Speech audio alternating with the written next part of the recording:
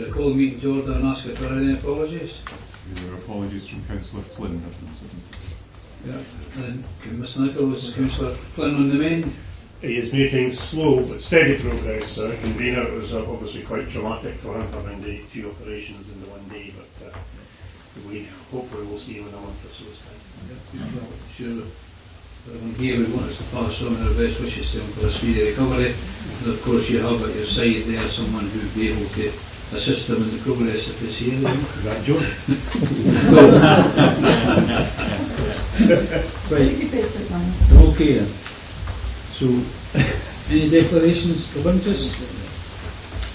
Chairman, I'd like to declare interest in agenda item 7, the Diggin Falkirk Council's Community Food Road Strategy as I have an allotment, so I'll recuse myself at that point. Okay, thank you. Any other apologies? Declarations, sorry. We've got the minute of the meeting on the 27th of November 2018.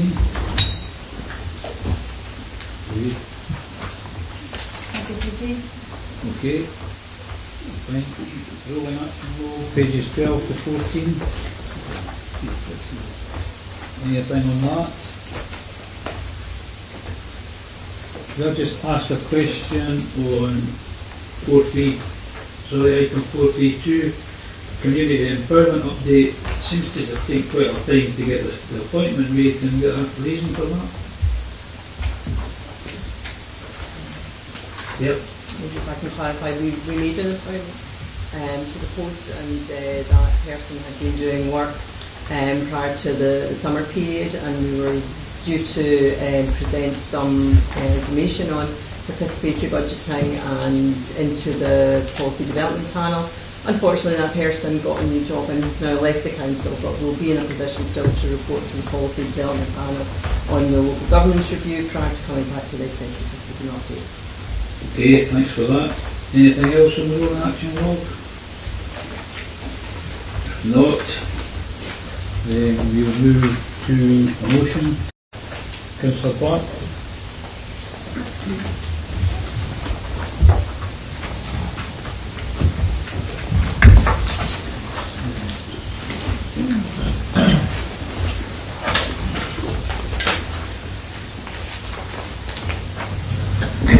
Thanks very much, Convener. I really appreciate the chance to be able to speak today. We do need to make sure that our anti-poverty strategy is up to date and that this reflects the devastating effect that universal credit's having on our citizens. Food bank use is up dramatically. More food banks have been set up. We have the Kerson Bank project in Grangeworth running a food bank, as well as the Trussell Trust to do a sterling job in Falkirk. And Bowness volunteers are working hard to keep people in their time as well. Times are hard, and there are more people like me who are currently finding it difficult to make ends meet. People with disabilities, both obvious and hidden, are having their disability benefits taken away from them, leaving them short of cash and also unable to afford to get from A to B. At the same time, as a council, we have a funding gap of around 20 million, and lots of suggestions made by officers, including transport, breakfast clubs, etc., will impact people living in poverty already.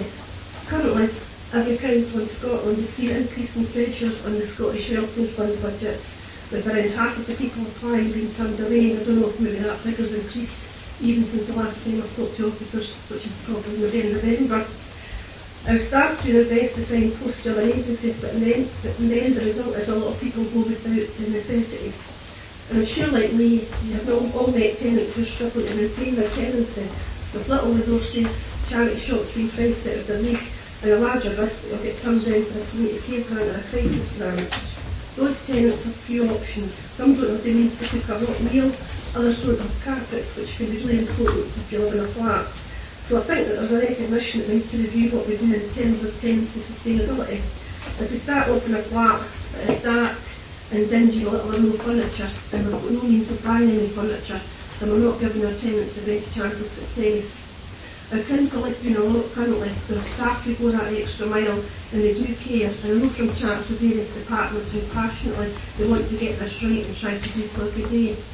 We should take this opportunity to see what best practice looks like, consult with other agencies such as the Child Poverty Action Group, and engage with other councils to see what they're doing in terms of best practice, to ensure that we're giving people the best chance possible to stay in a warm and comfortable home. Whether we like it or not, this is a matter of politics. councils throughout Scotland are having to make very tough choices. The reality is that the SNP Scottish Government have taken a Westminster cut of around 1.7% and increased it significantly to around 7%. There are all sorts of stats in the public domain. However, the facts are that councils have had significant cuts to budgets in recent years, and those cuts, year in and year out, may have a larger impact than you might think. We've already seen the effects of cuts in our communities. Our towns and villages are struggling. If I remember correctly, we were the first council in Scotland, or one of the first councils in Scotland, to bring forward an anti-poverty strategy, and that, of course, is titled Towards a Fairer Falkirk. I know we're all very proud of that strategy. However, it's not been refreshed for some time, and there are a lot of more factors to take into account now. With more cuts coming every year, we need to ensure that the people we need our support most get it, and that what we give with one hand, we don't take away with the other. So I hope that you'll consider this motion that's been put forward today, and let us ensure that we're doing all we can to help those who need it most. Thank you. Thanks for that, Councillor Black. Any comments, questions? Question, convener, if you want me to put it. That's what I'm asking for, yeah. Okay, Mr. Black, you mentioned figures of 1.7% and 7 Around 7%. Yeah. You've included there for the funding, taking away the funding for police and fire. You included that as a cut. I think But the actual fact is a transfer. I think there are all sorts of figures in the public domain, but the Spice recent figures in December did say 7%. An awful lot of money for councils is ring-fenced, and that money can't be used in areas that the council might wish to use it. It has to be used and has to be really funded by councils when it's actually maybe more than the money that the council needs, or it's only not the priorities that the council has in that particular area. I think if I could just stop you there, I think to be fair to both members, maybe Mr. Smale would want to comment on the budget figures. The question is, or the point as I understand it, was that there's been between 2013 2014, 2017 2018, local government funding has decreased at a faster rate, 6.92%, and the Scottish Government revenue budget of 165%. Could Mr. Smale tell us whether that is in fact the case?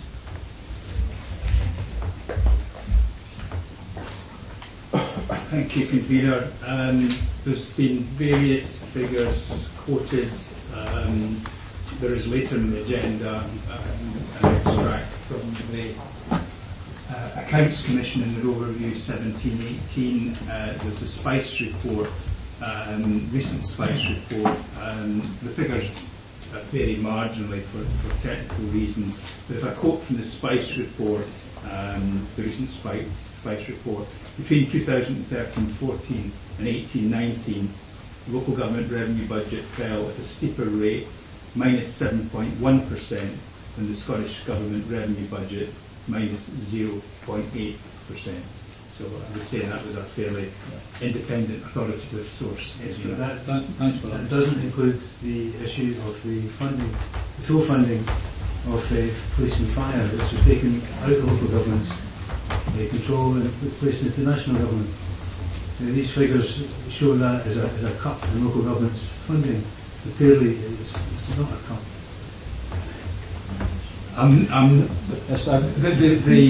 The data in the paper doesn't refer to the methodology to derive the figures, so I can't speak with authority on it. What I would say is I know from previous comparisons in previous years, adjustment was made for the removal of police and fire, but I can't confirm the figures I've quoted from the Spice report, whether that's followed through to those figures. So that's something I can go back to Spice and check. I think we hear Mr. Alexander, Mr. Smale is quoting from Spice. Is that the question in connection with the Spice report? No problems with Mr. Smale's answer. The fact still remains, though, that that figure includes has taken it as a cut in funding, when in actual fact it's a transfer to national government responsibilities. It's still a cut in funding, local authority, I would assume. Any other questions? Councillor Nichols. I've not got a question, but I would make a response, but I don't know whether you want it to be formally moved. Yeah, of course. You want me to move? You want to get this moved? Well, I think I had to. Right. Okay. Someone move. I'll move Councillor Black's motion. Right. Second. Jones seconded I'll it. second it. Now, did you want to come in at that stage? Well, Just a second. Did you want to come in at that stage?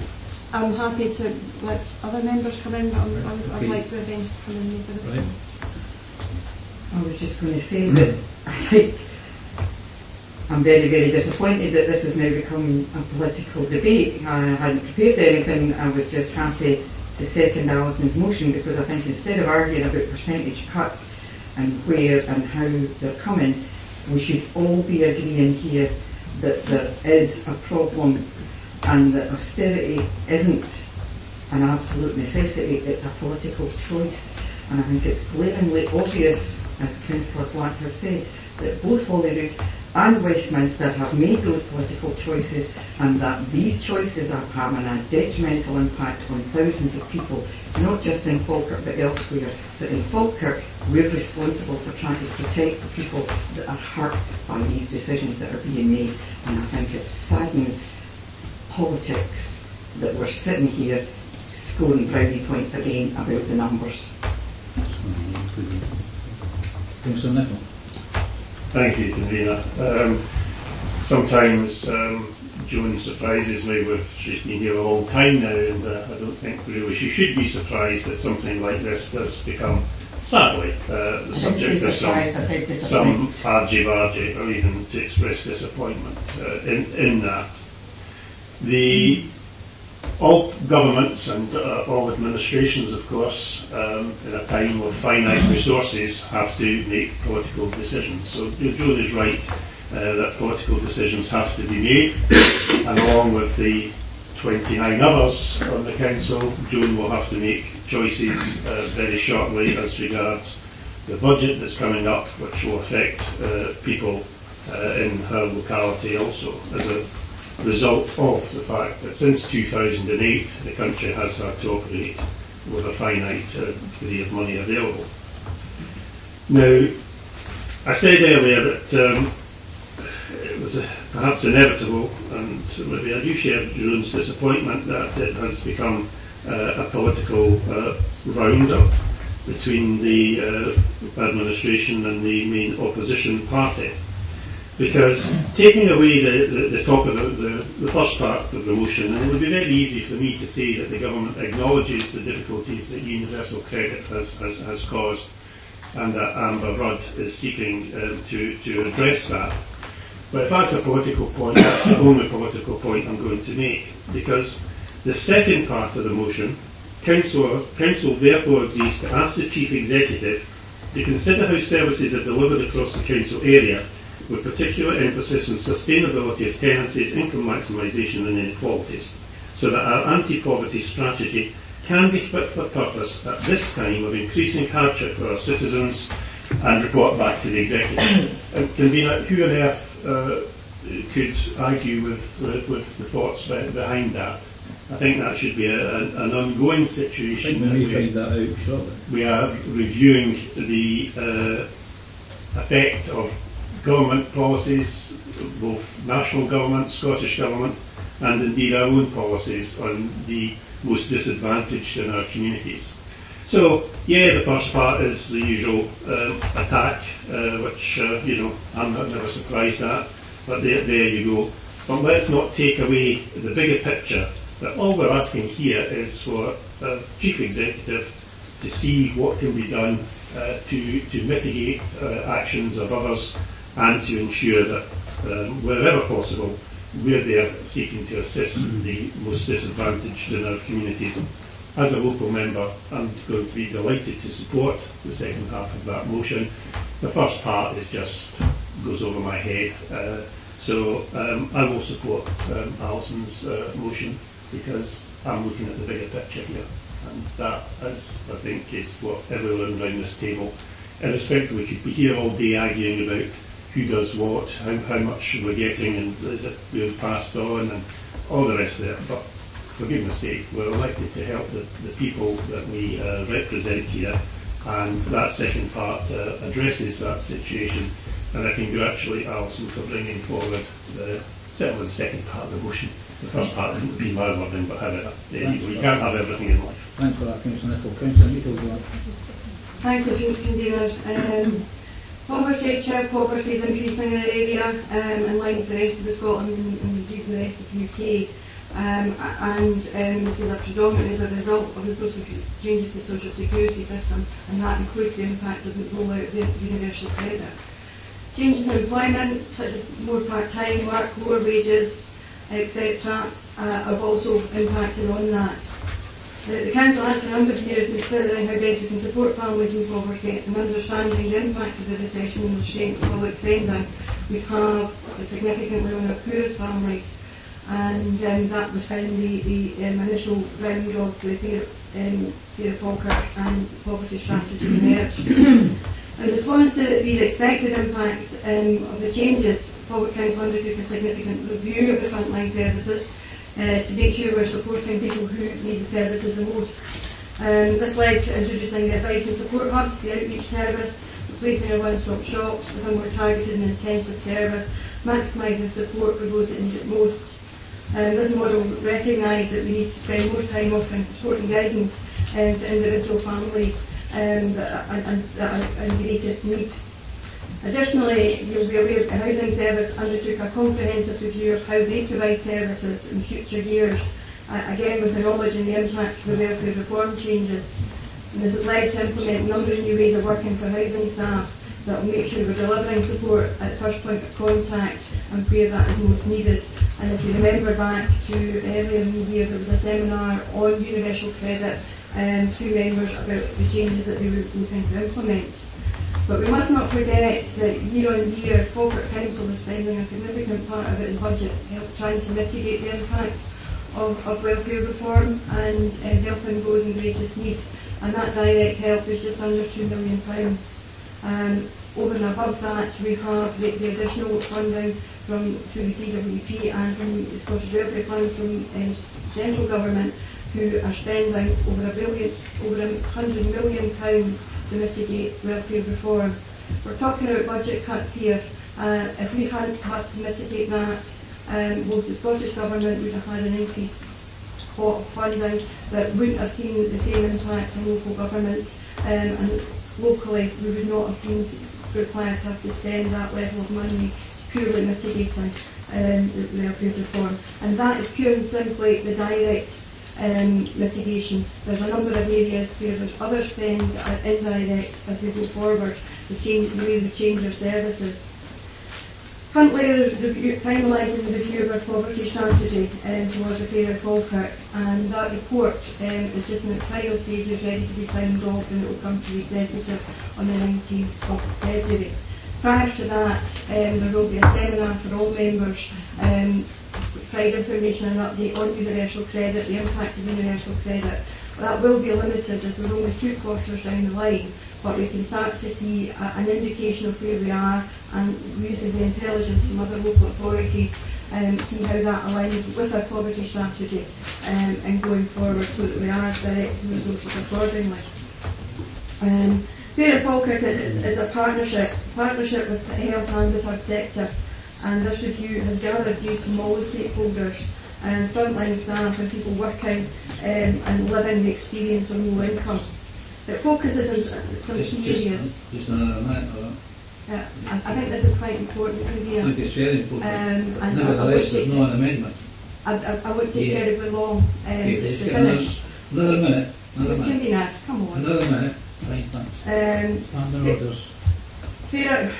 Well, I think there's an element that you can... You're using up your minute.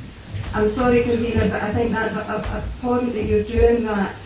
People, this has been brought forward, I'm providing a response. I think it's fair that you let me finish what I have to Councillor say. Nicholl, John, you're an experienced enough politician. Standing orders gives you 4 minutes. You may think it's abhorrent, I think it's abhorrent to keep making comments like that. Standing orders apply and you're using up your minute. You have a minute to go now. You have the flexibility on the chair. Mr. Alexander, we're not going to get into this again today. Everybody will be treated the same. I'm sorry, but you're summing a very important matter, Convener, and I'm going to continue with what I'm going to have to say. You're going to continue for a minute. I'll continue till I finish what I have to say. In that case, Councillor Michael John, we'll need to move on and ask. No, I'm going to finish what I'm going to have to say because I think this is very important. Fair money offering options I for will families. rule against you. Convenient. After 1 minute, I will rule against you now. Please be fair. That is the standing order. You will remember that this is being recorded. That is the stand. Very well aware it's been recorded. You have the right. Mr. Alexander, I'm not referring to you at the minute. You have the right understanding. This is what we get. I'm going to tell you a fact. Simple, basic fact. There are 2 EU members in your group here on this committee who act impeccably, who make their point without criticising the chair or without personal comments. Let's go through the rest of the day without personal comments. I was pointing out the standing orders of this. I'm aware of the standing orders. You don't need to point anything out to me about standing orders. I think we should. Councillor Michael John, 1 minute. I will continue. Fair money offering options to families to support them to access more affordable financial products and services. Fair access to services, making sure the services are first and foremost targeted on those most in need. In some cases, diverting to those who can in other ways access services. Also look at targeting digitally services through our digital inclusion and supporting funding. Reducing stigma and asking for support. We have to continue to encourage people to come forward and seek out that support and that help. Reducing the impact of poverty in children, including reducing the cost of the school day, increasing access to food and activities on the holidays. I think I'm very much in support of food banks, and I regularly give to food banks, as do everybody probably in this room and more. But what we have to be careful is we cannot be seen to be normalising that. We get a tremendous amount of work, the volunteers are fantastic, but we have to be careful about having that as an acceptable part of society. The strategy and the thinking of the partners has been developing over the last year into things that have become a strategy that we won't feel that we've been developing in parallel and delivering with solutions, and that is what's quite most important. Specifically, universal credit, there's a steering group being set up along with council services plus other organisations such as housing associations, citizens advice bureaus and the food bank. Exactly what Councillor Black was saying, that all partners have been involved in developing this refreshed strategy. We've been monitoring the impact of universal credit since its introduction in full service in March 2018. The early days, we're starting to see some signs of direction, but it's difficult to be quite clear on the trends as we go forward. I think that we have then answered Councillor Black's question in a motion there coming forward. There's a review of the poverty strategy coming to the next executive. It will be there for members to see and debate. A seminar is being prepared that will be able to provide more detailed information. And I will wind up, convener. Thank you for that. And therefore, I say that we have met the terms of the motion being brought forward and doing what's been held here. Are you moving an amendment? I think we haven't. There's a report coming to the next executive. Fine, thanks. Anyone else? Anyone else? I don't know if I'm allowed to speak again. So. I think given the time it says we'll just you're not allowed to speak, you're not allowed to wind up. You can't wind up. Right, anyone else or we move on? Right, we just move on. Thanks for that. And can I just remind members the standing orders are there, they apply to everybody. Sorry, Mr. I suggest that they're welcome. Pardon? That'd be very welcome. That'd be very welcome. Fine standing orders to everyone. We'll do that. Well, thank you for your support on that. We'll do that today. Next one is Fiona. Thank you, convener. This report outlines the work of the scrutiny panel that was undertaking a review of fly tipping during last year and makes recommendations to the executive in terms of how that work can be taken forward. The background to the scrutiny panel is that it was agreed as part of the scrutiny plan approved by Council in December 2017. It was finally established in June 2018 following a change in the original panel members when the committee structures were changed earlier last year. The panel met on a number of occasions, including a number of meetings during the early summer, during recess, and concluded their work in August of last year, with the final report and recommendations being considered and approved by the Scrutiny Committee in December. Section 4 of the report sets out how the panel went about their work, looking at not just how the council addressed this issue, but consulting with the community organisations on their work, their concerns, meeting with national organisations who have an interest in this area, as well as learning from other councils the issues and challenges and opportunities that they had in addressing fly tipping in their areas. They received very fulsome information from Development Services as to the issue in Falkirk. As a result of all of that evidence, have come to make recommendations to the executive. I'll hand over to Councillor Black, who is the convener of the panel, for some information on how the panel came about its recommendations, noting that those recommendations are set out in 7.2 and 7.10 of the appendix and are recommended to the executive for approval today. Thanks for that. Councillor Black. Thanks. Firstly, it was an interesting and a very worthwhile experience chairing the fly tipping scrutiny panel. I'd like to thank officers for their time, their effort, their knowledge and their commitment to the panel, and I'd also like to thank Councillor Patrick and Councillor Coleman for their enthusiasm and their positive contributions.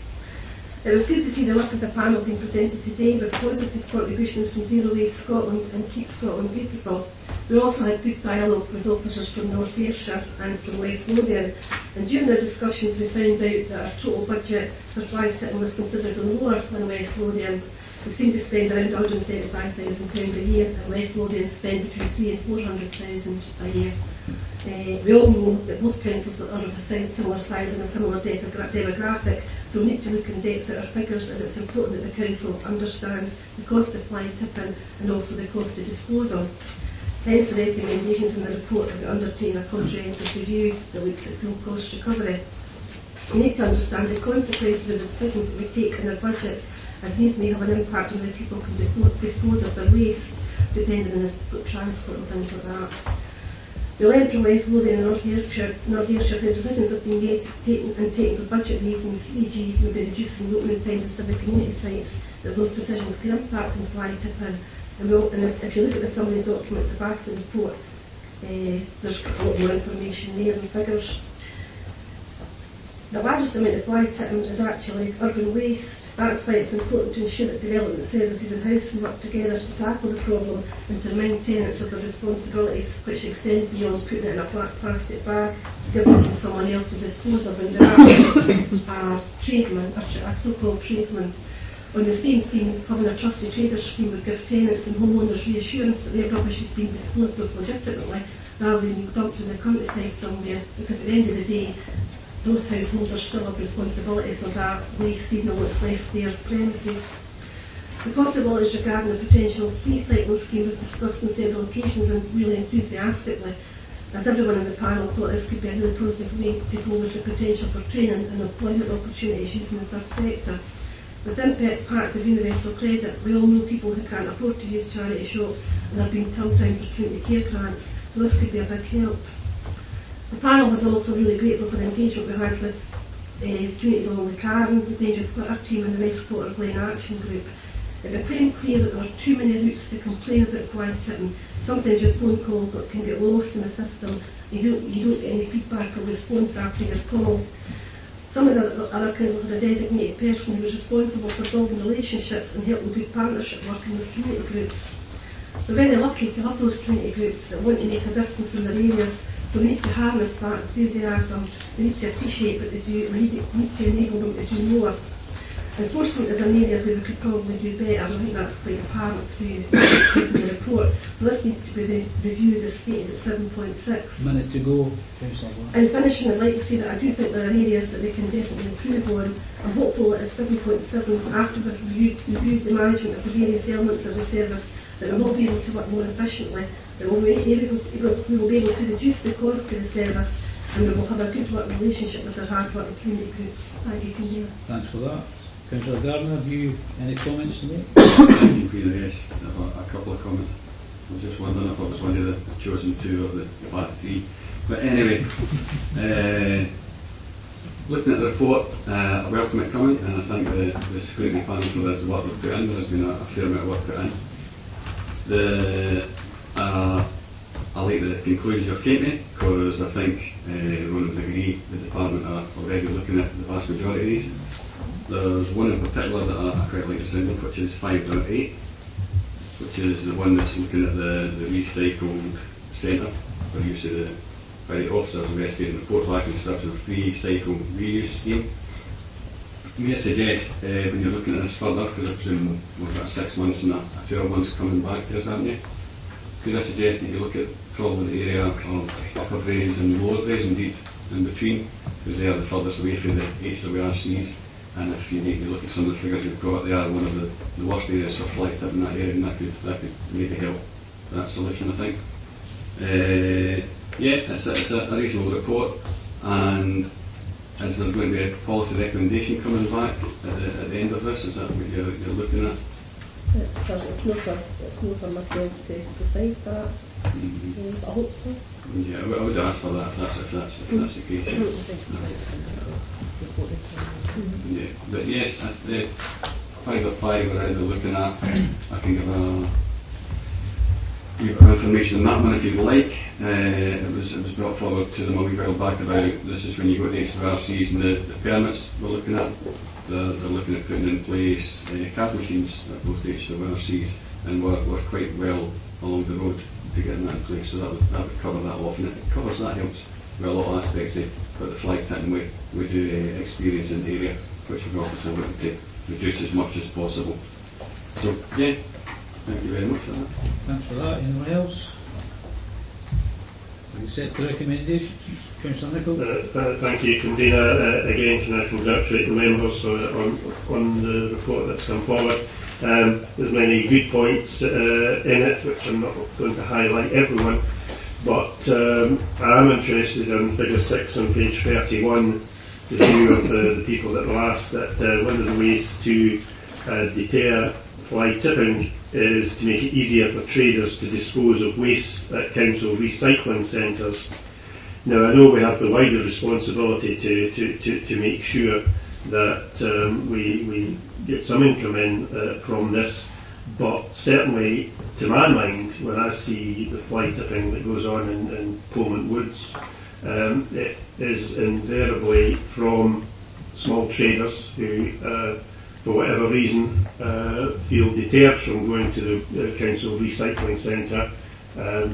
They obviously have vehicles to get there, but by the nature of it, and I'm just wondering, listening to Paul's point, that to make it easier for people to pay with cards, but however the amount that some of them have to pay for a ticket is a lot of money, and while certainly not condoning it, there are many people sadly who think that the easier way to avoid payment is just to go and dump it elsewhere, and I think that's an area that really needs more work done to encourage people, for whatever means. I think the ticking ticket applies to, like, irrespective of the load. Is it a van throw? It's not weighed or anything, so we must encourage people to, I don't know where they're going to store it, but to make sure that they get value for money out of these ticking tickets when they're paying so much for them. So I don't know what the answer is going to be, but I certainly think it is a point that needs more looking into. Thanks for just a minute, Mrs. Geisler, much is a ticket? I don't know if the top of my head. I think it's £85. No, it used to be more. No, we reduced it. We reduced it this year to 40. And the vans taking up the permit has increased. Even by this time of the year, it's above what it was last year, right. And also the income has increased slightly, even though we've dropped the price. So that's been a good move, I think. Well, perhaps we can advertise that fact more, because I thought it was I may be wrong, but I think in the budget papers there's a suggestion that we should increase. Well, I wouldn't be supporting that. No. Okay. Right, fine. So we accept the recommendations under report, please. Thanks for that. The next item is Councillor Visit's further interest.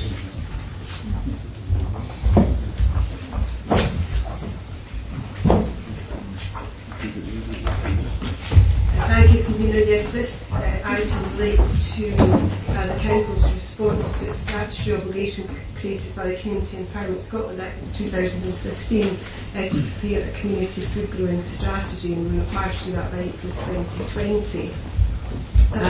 So what members have before them this morning is our suggested consultative draft government strategy to meet that obligation, and it's also in terms of the draft government guidance that's been issued associated with this new legislation.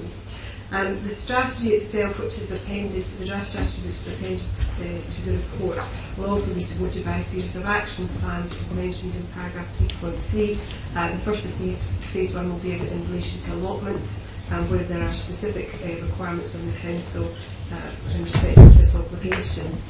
Phase 2 is around orchards, public spaces and school gardens, and I'm particularly interested in the school gardens opportunities to develop on what we already have, which is very popular and beneficial. And the last is NHS North Valley and social enterprise opportunities, with NHS obviously having significant land holding.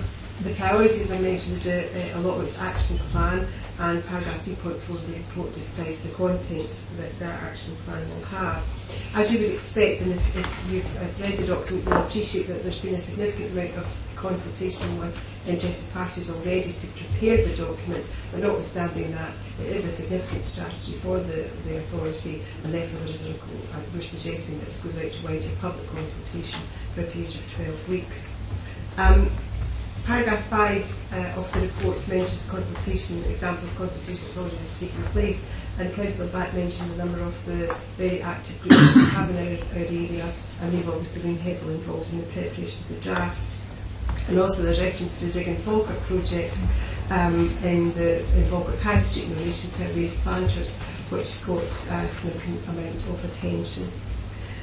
The preliminary consultation, the informal consultation I've referenced, the feedback from that has been that there's a very enthusiastic and organised cohort of our citizens who are keen to participate in this initiative, but they feel that what they're looking for primarily is support, and the areas of support are described in paragraph 5.3 of the report and obviously have been captured in the draft.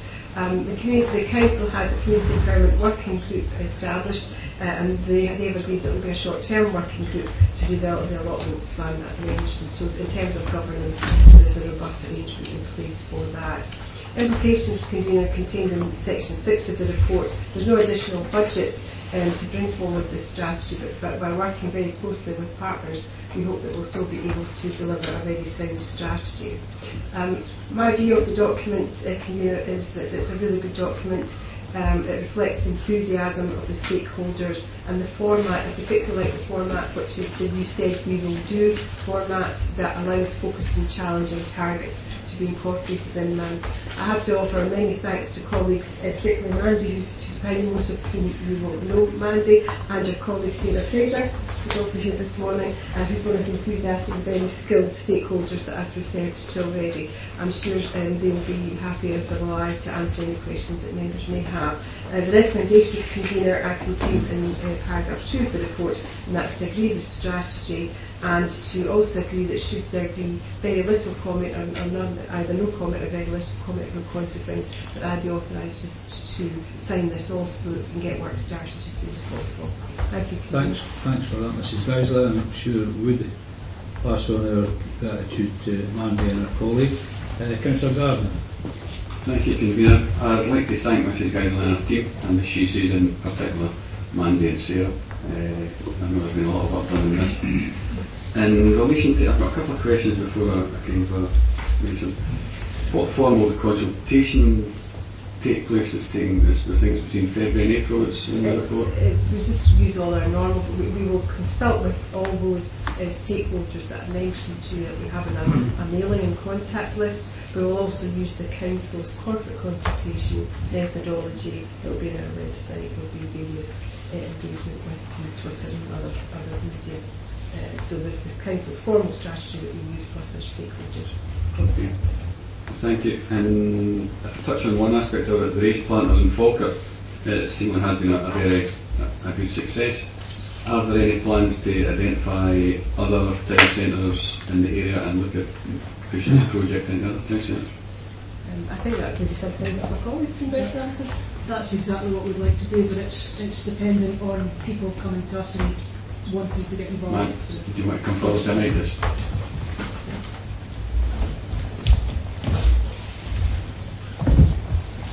That's kind of the whole point of doing it in Falkirk, was to spread the word and get people enthused and inspired to do stuff. We'd like to take it to all the town centres in the Falkirk Council area, but it's completely dependent on local communities, businesses getting on board and helping look after the things, because we rely on the volunteers to look after the beds. No, very good. No, we look forward to that going forward. I agree with Mrs. Geisler in relation to the schools. I think the schools play a big part. I think that's an area that we need to look at and move on with that one as well, get more schools involved. I think that would be a very good part. But yeah, it's a good news report, it's a good story, and it's progressing well, so thank you guys very much. Okay, anyone else? Councillor Nicholl. I know Sarah, convener, but I know Mandy Brown, and I know anything that comes from her desk is very good, and this is no exception to it. I'm not going to prolong the meeting to say much more about it, other than to welcome the report. And I suppose I should also thank colleagues for no digs about that this may be necessary if there is no deal with the EU, that we all have to grow our own vegetables because of the difficulties that may or may not be in the ports. But however, thank you, Mandy, for the report, and thank you to your colleague as well. I think we might need to adapt standing orders that we didn't mention the EU today. I think we'll have problems getting on, but thanks for that, and as I say, grateful thanks to all concerned. Now, the next item, we can get Councillor Visit. Might, there's a hope. Well, I apologise, but so we'll now go to the household recycling charter. You didn't formally move or second the paper? Do you want to move it? It's up to yourself. You want to move it? It's done. It's done. Let's try and work favourably here. Number 8 is the household recycling charter.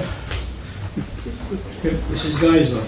Thank you, Convener. Yes, this is a short report reflecting the outcome of our application to Zero Waste Scotland for funding to allow us to move forward with their selected charter clients, charter compliant waste collection service. Members will recall in September of last year there was a report presented to the executive in relation to a charter compliant service, and one was met with favour from members, and it's described pictorially in paragraph 3.1 of the report before you today. At that meeting, I was authorised to submit the application to Zero Waste Scotland for funding to provide the new service, and also a decision to be made at this meeting in relation to moving forward.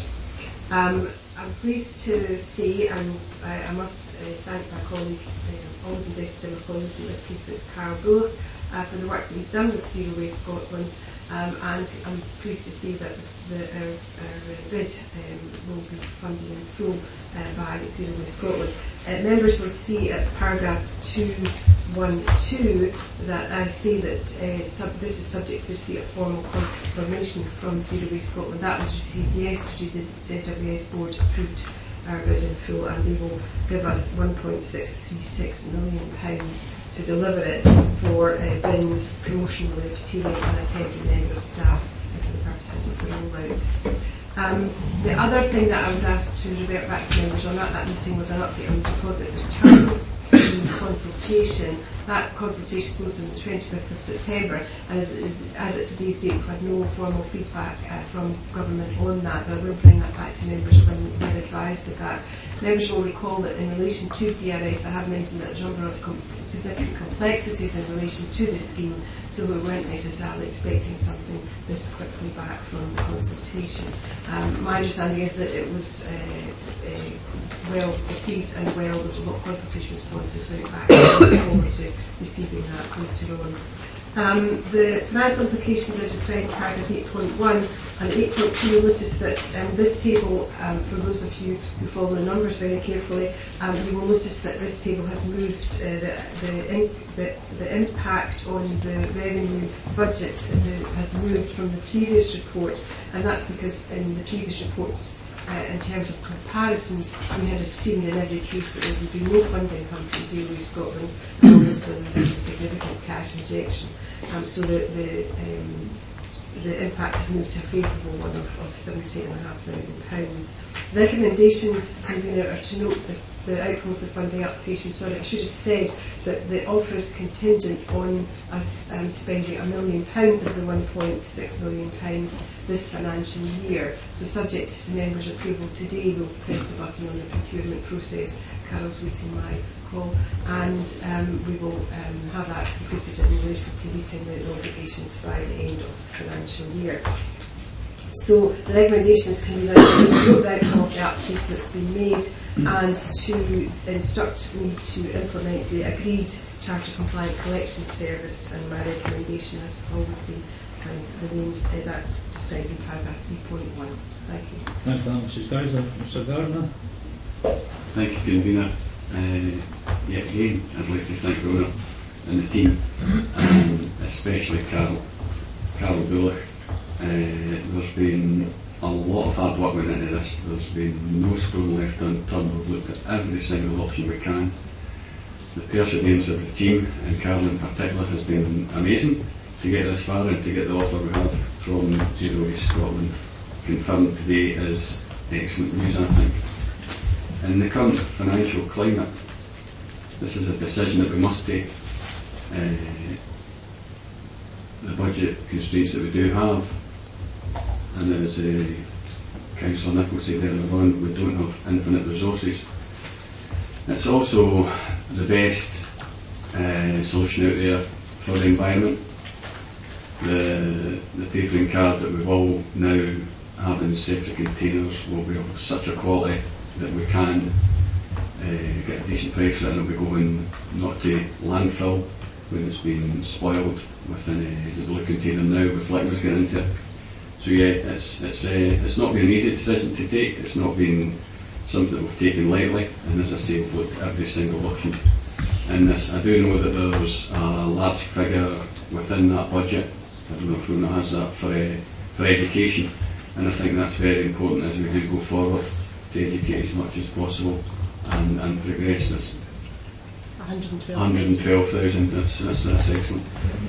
The only information I have in DRS just now is they are looking to roll out in 2020, which isn't too far away. But this system we're putting in place has the flexibility that we can work around that if and when it is successful. So yeah, fully support the recommendations, and hopefully the rest of the committee will follow in that and we can move on. As I say, 1.3 million overspend is a huge sum in this day and age. We can't ignore that. Thank you. Okay, thanks for that. Anyone else? You moved that, Councillor Gordon. Seconder?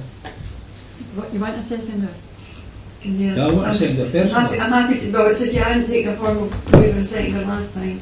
It's up to you, I'm happy to second if you second. want. I'm happy to second it. Okay. Anyone else? Okay, thanks for that. And we'll move on. Is liquor strategy development. Mrs. Geisler. Thank you, Convener. Yes, I think this report is timely given the conversations that members have had already today in relation to the fly tipping PDP.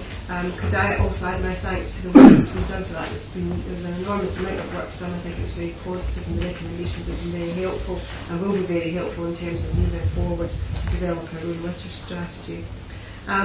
The Scottish Government strategy, which is attached as an appendix to the report, sets out the nation's approach to creating higher quality local environments in relation to eliminating litter. And there's three main strands, as we say in the report: information, infrastructure and enforcement. I think there's no it's no accident enforcement is the third of those, and the more important ones are really making sure that people have the relevant information to dispose of litter responsibly, and that the infrastructure is there, and again we've touched on that this morning, to allow that to happen. A significant piece of work that government completed in 2018 was a new code of practice on litter and refuse, COPLAN as it's known, and the creation of that new code of practice has precipitated a requirement for us to review our own litter strategy approach. The Council is one of what are known as duty bodies in the relevant legislation, and that means that we have obligations to keep our own land clear of litter and refuse, and also to keep certain roads clear. There's a different definition, slightly different definition of what we need to do in roads rather than just generally our land. The development of this strategy, the approach here is to encourage us to have a strategic framework, but to have, again, reflecting what we've done in relation to the food grain strategy, to have a number of action plans. Action plans are very key to an area such as this. We have to describe measurable and robust actions for us and targets for us to meet, so that we can be measured against those. Again, with a lot of the work that we do in development services, we'll be working very closely with partners. Some of them have been mentioned already this morning, and are described in paragraph 5.2. Communities and community action is critical in terms of delivering a clean environment in which we all can live and work. The action plans, there will be the Council's own action plan, but we will also be able to develop a community litter prevention action plan, and as part of our community empowerment and localities planning initiatives, we will be endeavouring to engage with communities to develop their participation in that process. In terms of work already undertaken, obviously there's the fly tipping work that we've spoken about already today, and the very helpful recommendations coming from that. Single-use plastics, the decision that members took recently in relation to that, and the deposit return scheme, which will hopefully encourage people to return more of their used receptacles for recycling, and has been mentioned already by the portfolio manager this morning. The recommendation, Convener, is contained in section 2 of the report, is to consider the terms of the report and instruct the development of the litter strategy with a view to reporting back to members in due course. Thank you. Thanks for that. Councillor Gardner. Thanks again, Convener, and thanks again to Rona and her team, Mrs. Geisel and the team once again. I attended the meeting in August where all the services were there, and the buy-in from them was excellent. We're all singing for the same hymn sheet, and we realise the work has to spread across all areas of the council to improve the situation. We find this, as does every other council in the area, in relation to litter. The one thing I would like to touch on, which is mentioned, and Rona did mention it too, as well as community and the community in action, and it's very important for to get the community involved, to get them empowered, and to do as much as we can. And to that, I have been progressing a litter strategy, sort of a team meetings thing with some of the groups from around the area that already do their bit, and see how we can work with them and how we can encourage them. Unfortunately, the waste manager at the time is no longer here, but we have a new waste manager in place, and I'd like to welcome him to the post. Douglas Garner. I met him yesterday for the first time, and he came across very well, very enthusiastic and driven. So I'm going to meet with him soon to discuss where we were, along with Kerry. I can't remember Kerry's second name, unfortunately, and push forward with that, because I think that's important, and we'll fit in well with all the services from the council, all working together and improving the situation we're in. So yeah, good report again. More than happy to move the report, and we'll see where we go from here with it. Thanks for that, Secretary. Happy to second. If I can make a couple of comments on it. There's 162 pages here. Item 11, local government settlement, Scottish Government budget, 8 pages. So we've got the budget on 11, we've got projected finance on 12, and we've got 13 for the local government financial overview, which comes to a total of 27 pages, and there are 162 pages here talking about litter. But Fair enough. Can I just ask, how many waste managers have we had? How many times has that come up in the last couple of years? Robin Baird left about 2 years ago. I mean, he'd been the waste manager for a wee while. And Carol Bullock was his predecessor, and then Robin's successor, Ross, was here for about 2 years, just under 2 years, and then we now have Douglas Gardner as the convener. I think all we can do is wish him well in his appointment. But there's one thing that I've always been consistent about when we talk about waste and we talk about litter and types of waste. Now with the reduction in the grass cutting in the public areas by the council, you'll find that in a lot of areas the pavements, when they do cut the grass, the stuff that's left actually on the footpaths, sometimes you need a combined harvester to go and pick it up, and it can be dangerous in wet weather. Have you given any thought to that? Have you given any thought to that situation? Yes, that was actually picked up by Robin Ladd's predecessor, since we're talking predecessors, Robert McMaster, who was previously responsible for grounds maintenance, and they introduced new working practices within the grounds maintenance team to try and avoid that happening. It was particularly challenging last summer because it was a very dry summer. So I'll mention this to Robin Ladd and to Dot Reid, to Neil as well, who's the manager here, just to make sure with the upcoming season that that's reinforced with them. Yeah, I would appreciate that. I think it's, in fact, it being unsightly, a lot of it's unavoidable, it's difficult, I know that. It has already been raised. It's just a second, Mr. Gardner, if you don't mind, let me finish. I know it can be very unsightly, but it can be very dangerous as well, particularly for elderly people, if there's rain falling on the back of it. Okay, but thanks for taking that on board. Mr. Alexander. Yes, I agree with you 100% on that one. It's dangerous, particularly for elderly people when it comes damp, wet. That's why the crews are issued with mowers to clear the footpaths as quickly as possible after the cut has been made. By and large that happens, and I'd like to thank the department for that. And if it doesn't happen, then it simply does after there's a prompt.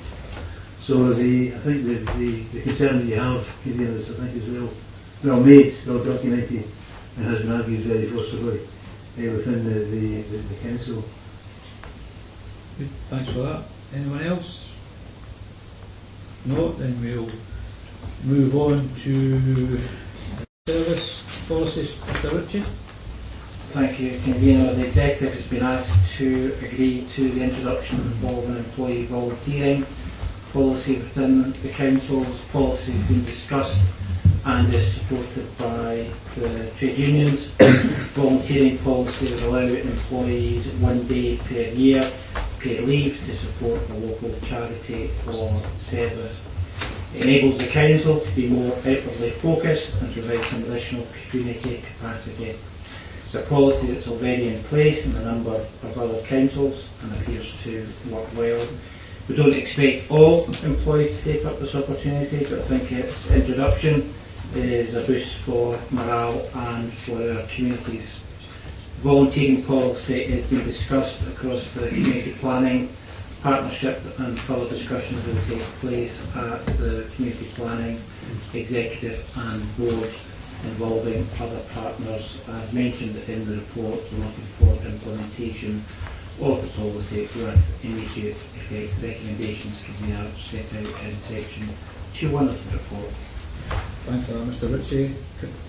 Councillor Nichols. Thank you, Convener. I think that this is a great initiative to bring forward. I think there are many skills within the council that can assist communities as we move to more empowering to them, and as they look to develop and take on facilities for themselves and create self-help. I think it would give the access to many skills and information that you don't necessarily have easily accessible. I also think many of our employees would be more than happy to take up some of this volunteering programme. I know that some already do, and some have already used their own annual leave to enable them to do that, and particularly at key area times of the year, and helping at the food banks. I think it's very outward looking, and I think that the fact that we're looking to encourage across our community planning partnerships, this particular initiative helps to feed into all of our locality planning as we go forward, and I'm happy to move the report. Thanks for that. Senator? Second, is that right? You want the right to come back in? Yeah. Okay. Anyone else? I mean, I'm aware that there are a large number of our employees who do volunteer at the present, and a lot of groups couldn't really survive without them. But if you take it to its extremes, we've got 6,000 roughly employees, you would have 6,000 days paid without people doing the job that are appointed today in the council. So there's that aspect of it. They support the principle, yeah, but I think it is important to remember that in these times 6,000 people getting paid when the one they're doing the job that they're employed to do would be possibly a concern or something. I don't think we'll rate 6,000 volunteers either. Councillor Bowes. Can I ask a question on last year? How many people was available last year? How many people actually took it up?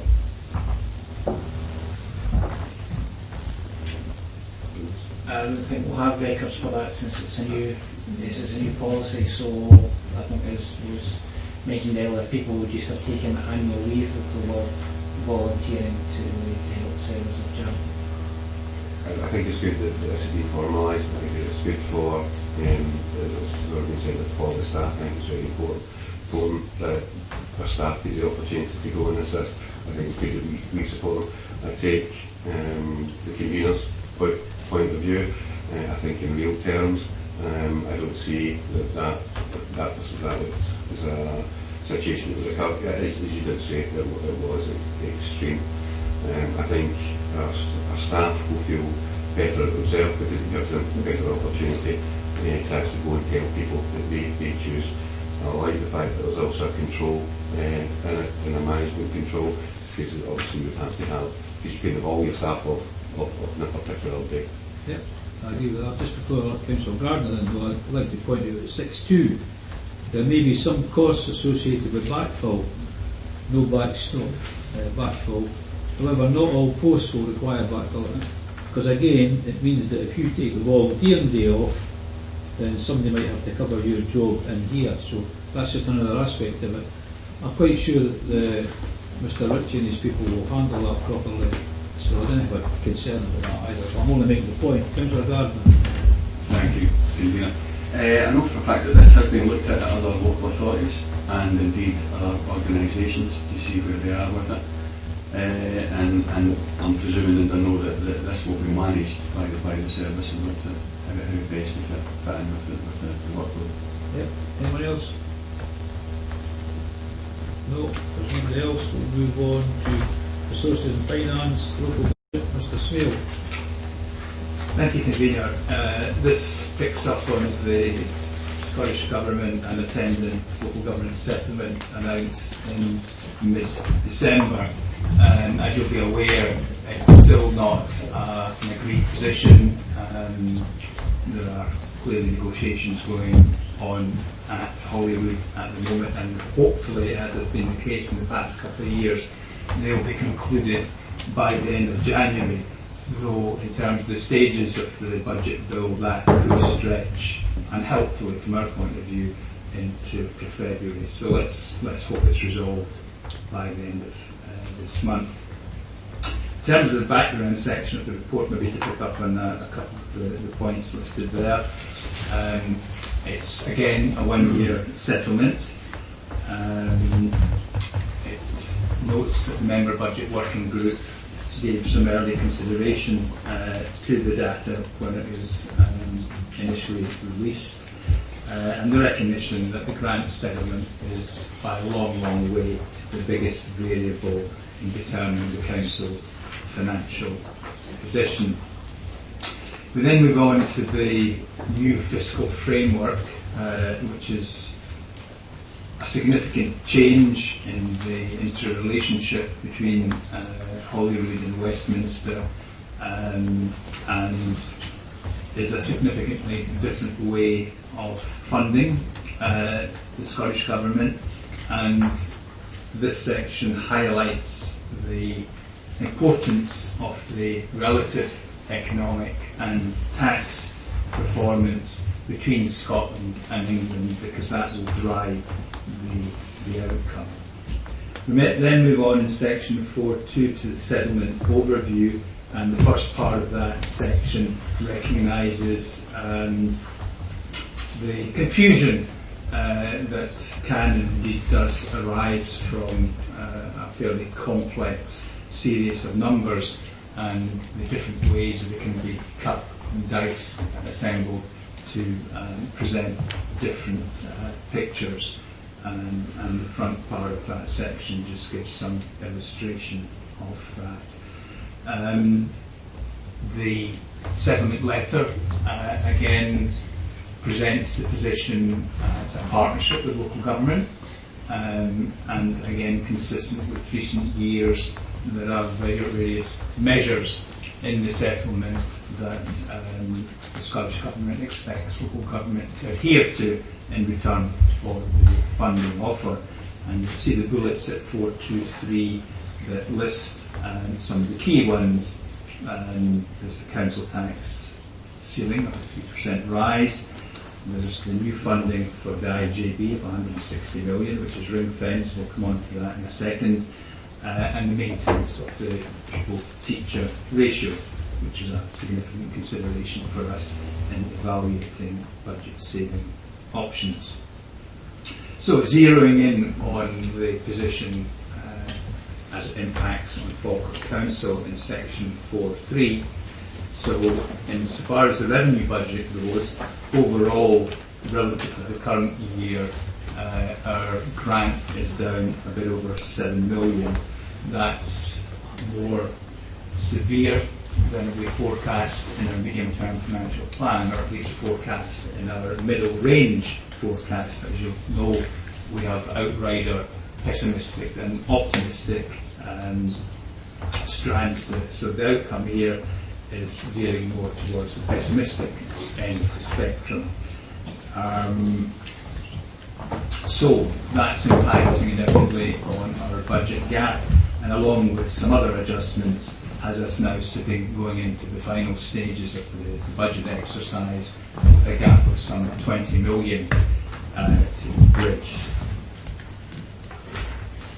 Picking up on my earlier comment on the IJB in section 4.3.2, the offer letter is worded in a particular way that effectively mandates the budget for the IJB to be comprised of the existing budget for the current financial year 18-19, to be supplemented by the council's share of the extra ring-fenced 160 million going to the IJBs, and just a subset of that point when ahead of the Scottish Government's budget, COSLA lobbied quite vigorously for the extra funding that we knew that was coming from Westminster, not all to be allocated to the NHS, but for a broader perspective to be taken of health, i.e. including the valuable and relevant work that the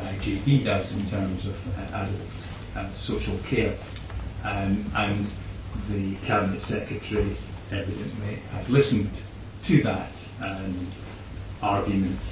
So the extra funding is to be welcomed. But as I say, it comes with a constraint insofar as it fetters our capacity to seek savings options from the IJB, and from an original position where, at least in terms of options, that doesn't mean members at the end of the day accept those options, but at least in terms of the array of options that we're trying to accumulate from a position of 3 million, it looks like that source will be reduced.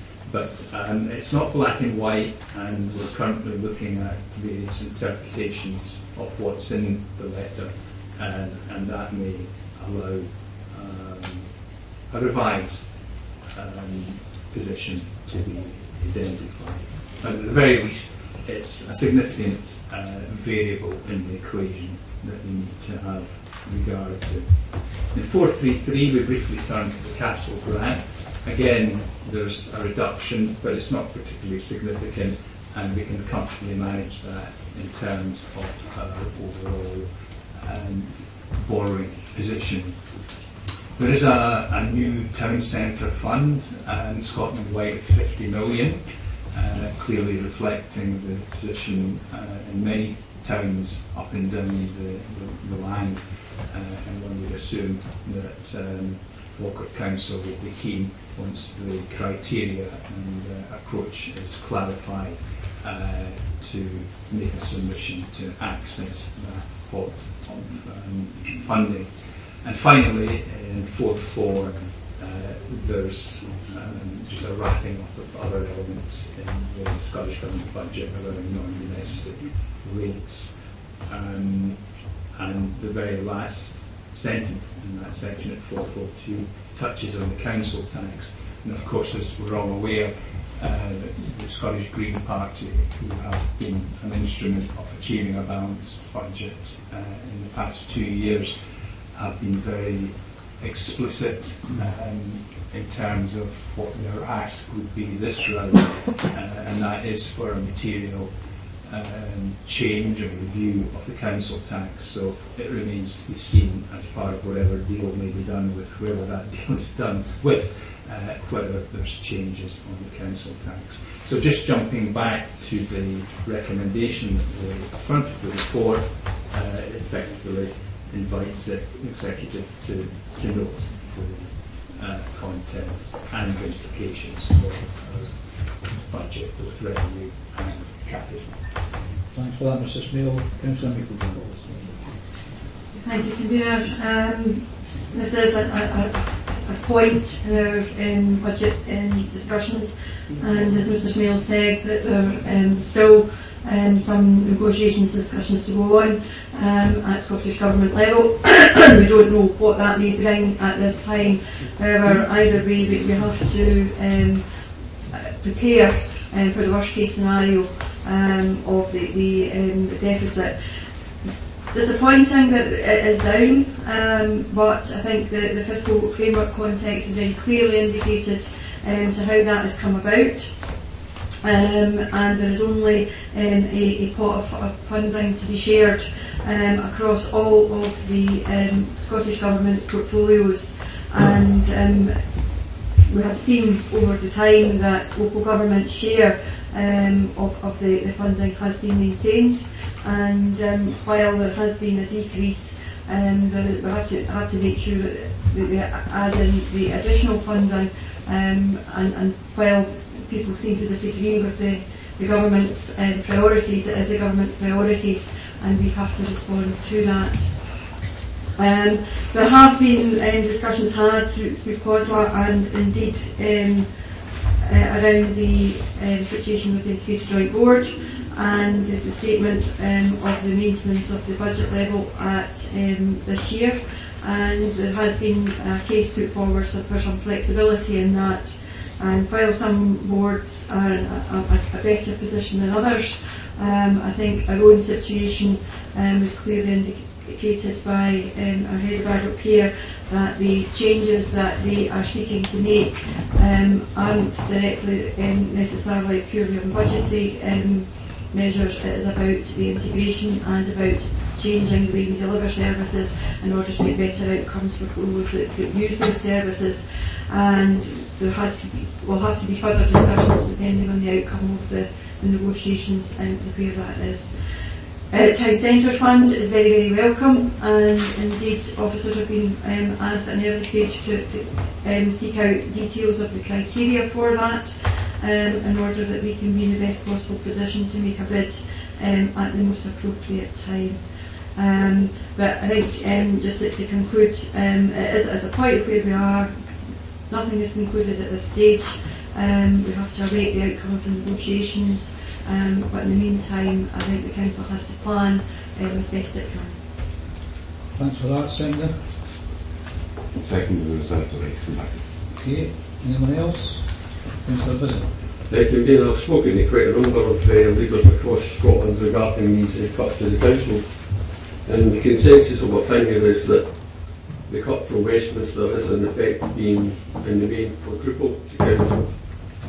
So at this point I would like to move that the leader of the council, Cecil Meiklejoy, writes to Derek Mackay, the Finance Minister, challenging these cuts to Falkirk Council, and asks that the cuts to the council should be no larger than the cut from Westminster.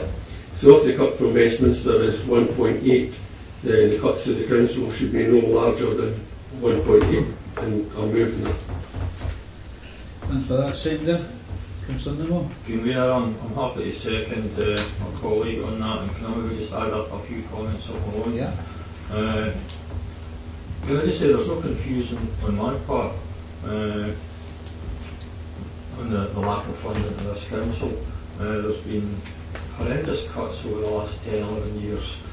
It's already been mentioned, the local government overview report from Audit Scotland, which notes that between 2013-14 and 2017-18, local government funding has decreased at a faster rate. Now, I'm going to mention percentage figures here, and I think they're important and they should be noted. It's reduced at a faster rate, which equates to 6.92%, and the Scottish Government revenue budget was reduced by 1.65%. Huge difference. A recent SPICE analysis noted local government funding for 2019-20 was reduced by 3.4% in comparison with the 2018-19, and that's taken out any ring-fence funding out of the equation. And the Scottish Government's resource expenditure has increased by 1.8%. And yet local authorities find themselves at the bottom of the priority list when it comes to the SNP, who are in charge, obviously, in the Scottish Government.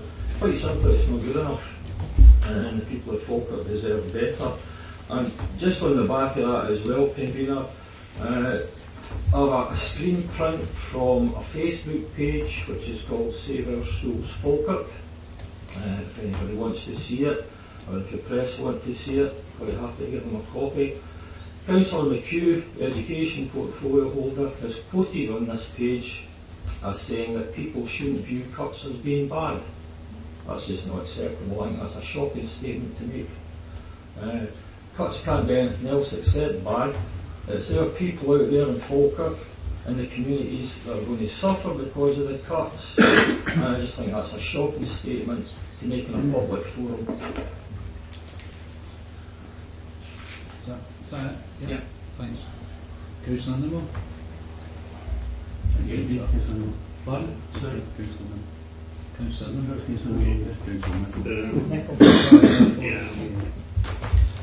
Convener, could you read again what you said? I'm never in favour of trying to put words in people's mouths or get them to do a specific course of action unless it's phrased correctly or there's justification. So, could you read your motion again? Yeah. Robert's motion, sorry. Yeah. It would be helpful to have it in writing, Convener, so that we could read what it's saying. Yeah, that would be good, because the spirit of it, I don't see how it, but I just don't like it. To be fair, and as always try to help people as I can, I think we'll adjourn and allow us to get copies of the motion for the amendment. We'll give it to everybody and then we'll come back and it's only take 5 or 6 minutes. Okay? Right. Thanks.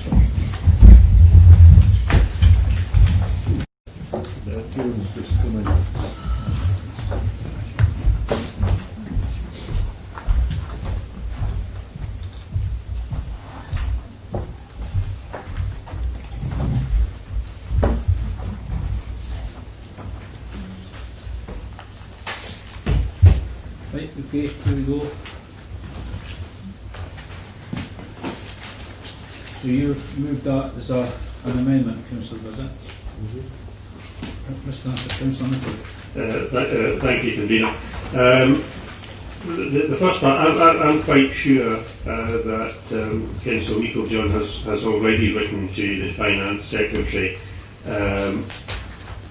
challenging, complaining, whatever word you would like to use, the cuts to Falkirk Council. And certainly she's done that. The second part, council should be no larger than the cut from Westminster. Seems fairly reasonable. We've heard figures that suggest what we already know, of course, that the cuts being passed on to local government are much higher than the reduction in funding that's coming in the block grant. So I think, having read it and consulted my colleague convener, I think that we would be content to follow up on the undoubted correspondence that the leader has already had with our colleagues in Holyrood with this. I think it just gives a bit more strength to it, rather than coming from the leader and the head of a political group.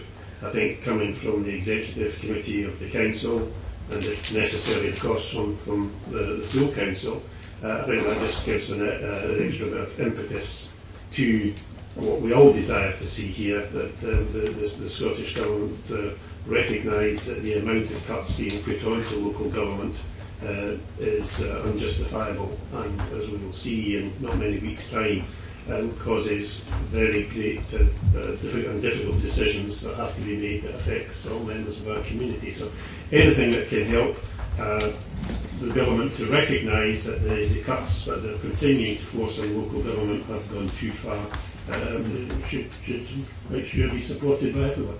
Thanks for that. Anyone else?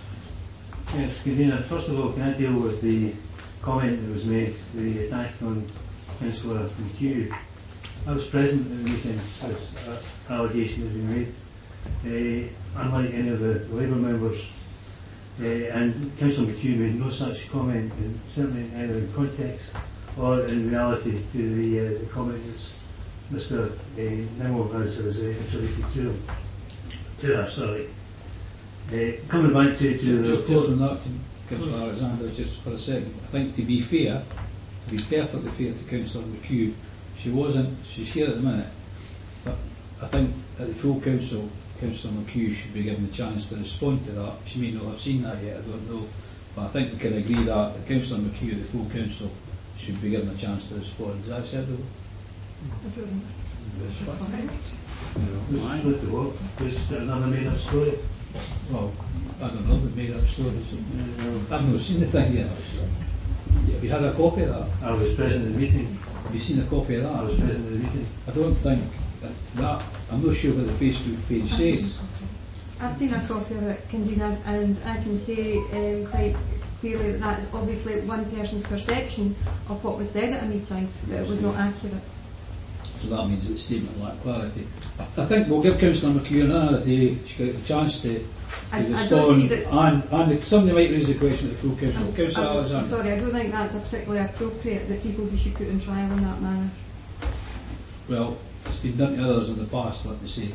Councillor Alexander. Coming back to the amendment, the conversation with the Chief Finance Officer, I'm looking to see just exactly what the implications of the second part of the amendment actually is or are in terms of the 1.8% that's quoted.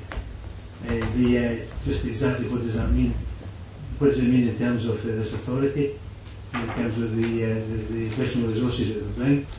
And secondly, what does it mean in terms of other public sector agencies, such as the NHS? And it's clearly the Councillor Nimmo says that Falkirk, the local authority government, local government, in that sense, is the bottom of the league table. I like to know how many are in the league, because we've seen local government in Scotland protected in a way that hasn't been down south, and that's the reality. The number of local authorities have gone bust down south. But our concern obviously is with Scotland. But it is worth the comparison, not just with the English local authorities, So the Welsh local authorities with Labour in power, and what we have there is their share of local government dropping to 29% of the national budget. We are still at 33% in terms of the share of the national budget that we have. In relation to the writing to the ministers, Councillor Nicholl is correct. The Leader has done much more than that. Rather than the snipe from the sidelines, she's got involved in the discussions with the Finance Minister, and what we've seen is the Finance Minister indicate that he's prepared to look at our suggestions and our proposals, and that's to be welcome.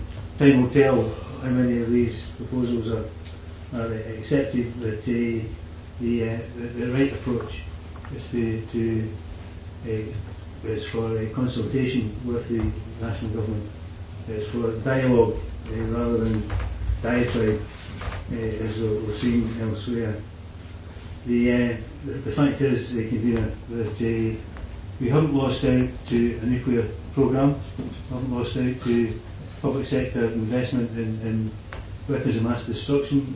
We've lost out to the NHS, and that's the reality. We've lost out to the NHS. Now, I cannot imagine, or could not imagine, a Labour councillor anywhere who would complain about resources going to the NHS. Without doubt, when you talk to the general public, the NHS is their biggest concern, and the NHS has to be our biggest concern as well. That's why we're seeing the changes that we're seeing in relation to integrated joint boards, for example.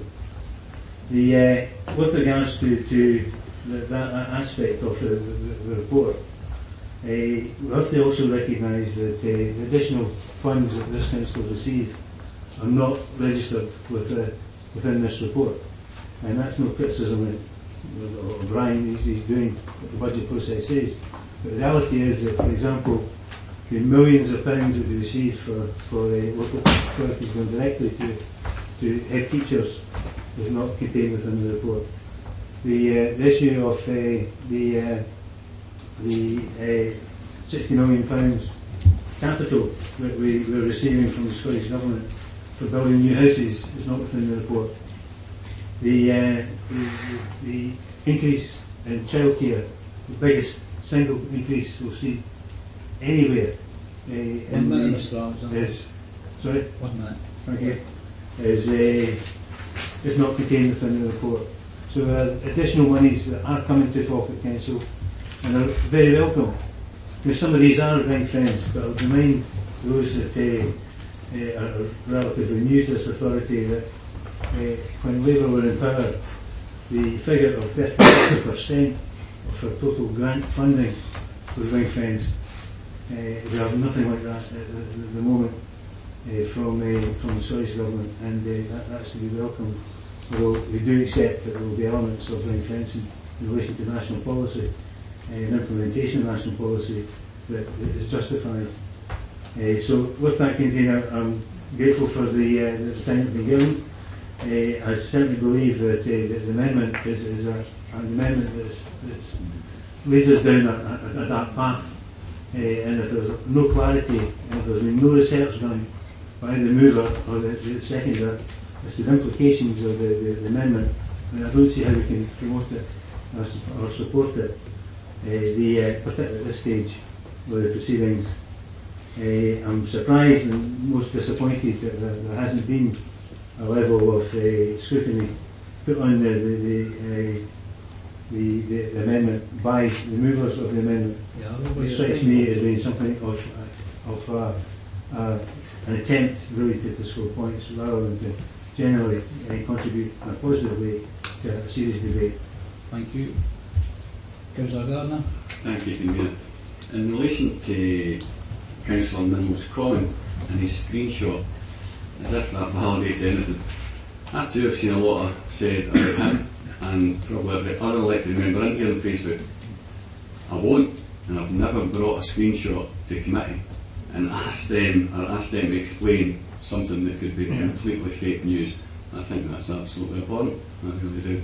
I don't understand why he's got a good reason, what idea why he's done it, but I think that's poor, really poor show of council. You didn't want to comment on the paper, no? No, it's comment on something that was seen. No, this paper here. Councillor Nicholl, have you already spoken on this? Not on what I'm about to say, it'll be fresh to your ears. Well, again. wait a minute, just a second then. Is anybody that's not already spoken would wish to speak? Now let you. Councillor Coombs. Thanks, Convener. Obviously there's a lot of debate in the game, a lot of fun fighting going on, and to preempt what Councillor Nicholl might say, again I'm not surprised, but again I am disappointed. The only thing that I would add to this debate is I think that the principle of what we're trying to do here is to say that cuts that are going to impact on our people are coming, whether they like it or not, from both the UK and the Scottish governments. And my job as an elected representative is to represent people locally. And to that end, I think that people locally are represented by us at Falkirk Council and by Mr Matheson and Mr MacDonald at Holyrood. So I think that perhaps I think it was Councillor Alexander that said there just now about writing to Derek Mackay not being I can't remember the exact phrase that he said, but we shouldn't be basically doing it. But I don't see that anybody could argue that we asked the local representatives in Holyrood to convey the feelings of the people out there about the level of the cuts. And it's not just the level of the cuts this year, it's the cumulative impact of the last 10 years of cuts. I'm not getting into the arguments as to who, why and when, or who was in charge at the time, but they're happening, and they're happening to people every single day. And I think that things like the breakfast clubs and the support for ASN and the options that are being put in front of us as councils, yet again, for this budget, I think that we need to do something about it, and I think that we need to highlight the fact that although these cuts are, trying to think of the word that's gone, see, this is why you should write a speech and muffle on for 4 minutes instead of just talking off the top of the head. We're implementing the cuts. We're not necessarily responsible for the cuts, and I think that we should be letting people know that. And if it's not Derek Mackay, then it should be our local MSPs who are after all there to represent us in Holyrood. We get perhaps their explanation as to why they think that these reductions in essential services are appropriate or acceptable choices for our constituents. Now, standing orders allows for a person to speak only once in a debate. I'll let Councillor Bowes in. No, because I then need to be fair with the committee and say that Councillor Nicholl gets to speak twice, then obviously everybody else can. You've already spoken. Is that an amendment to the motion, so she's changed what she wanted on the motion? Who's changed the motion? No, I'm not making an amendment, I'm just making a comment.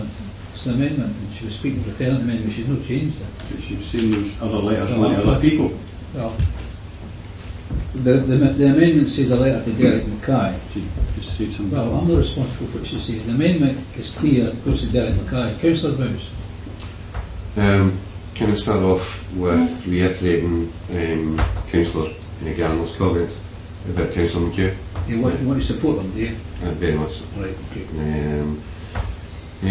Also, going to add to that is, because I work closely with Cecil at this point in the year, and I see the work that the League Areas Council is doing, and this letter, I understand that some people might think there's some sort of value in it, but there is no value in comparison to the work that the League Areas Council is doing at this moment in time.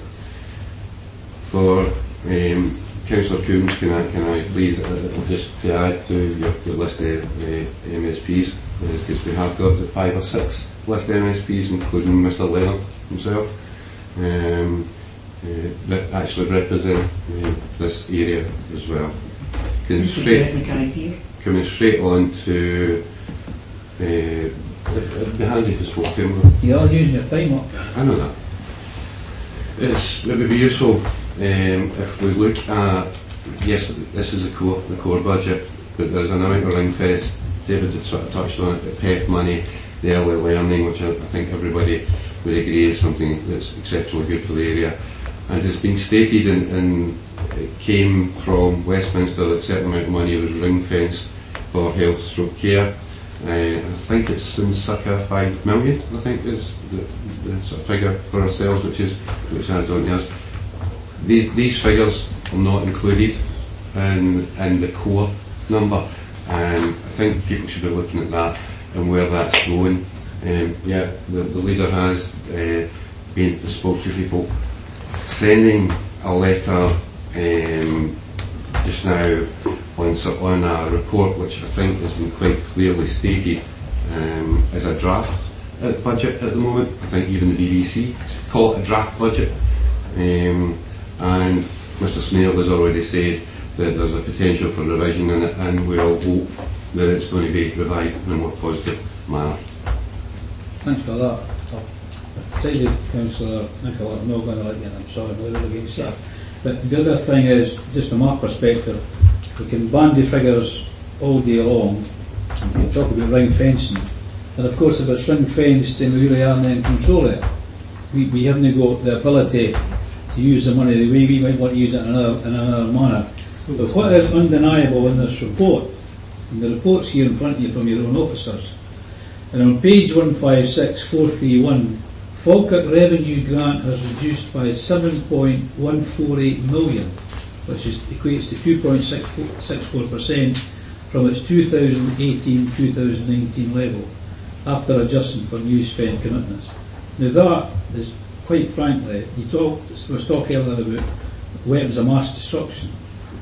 Taking cuts like that year after year after year is the equivalent of mass destruction to the local authority budgets and the work that local authorities can do. That's only my comment. We've had a debate on it.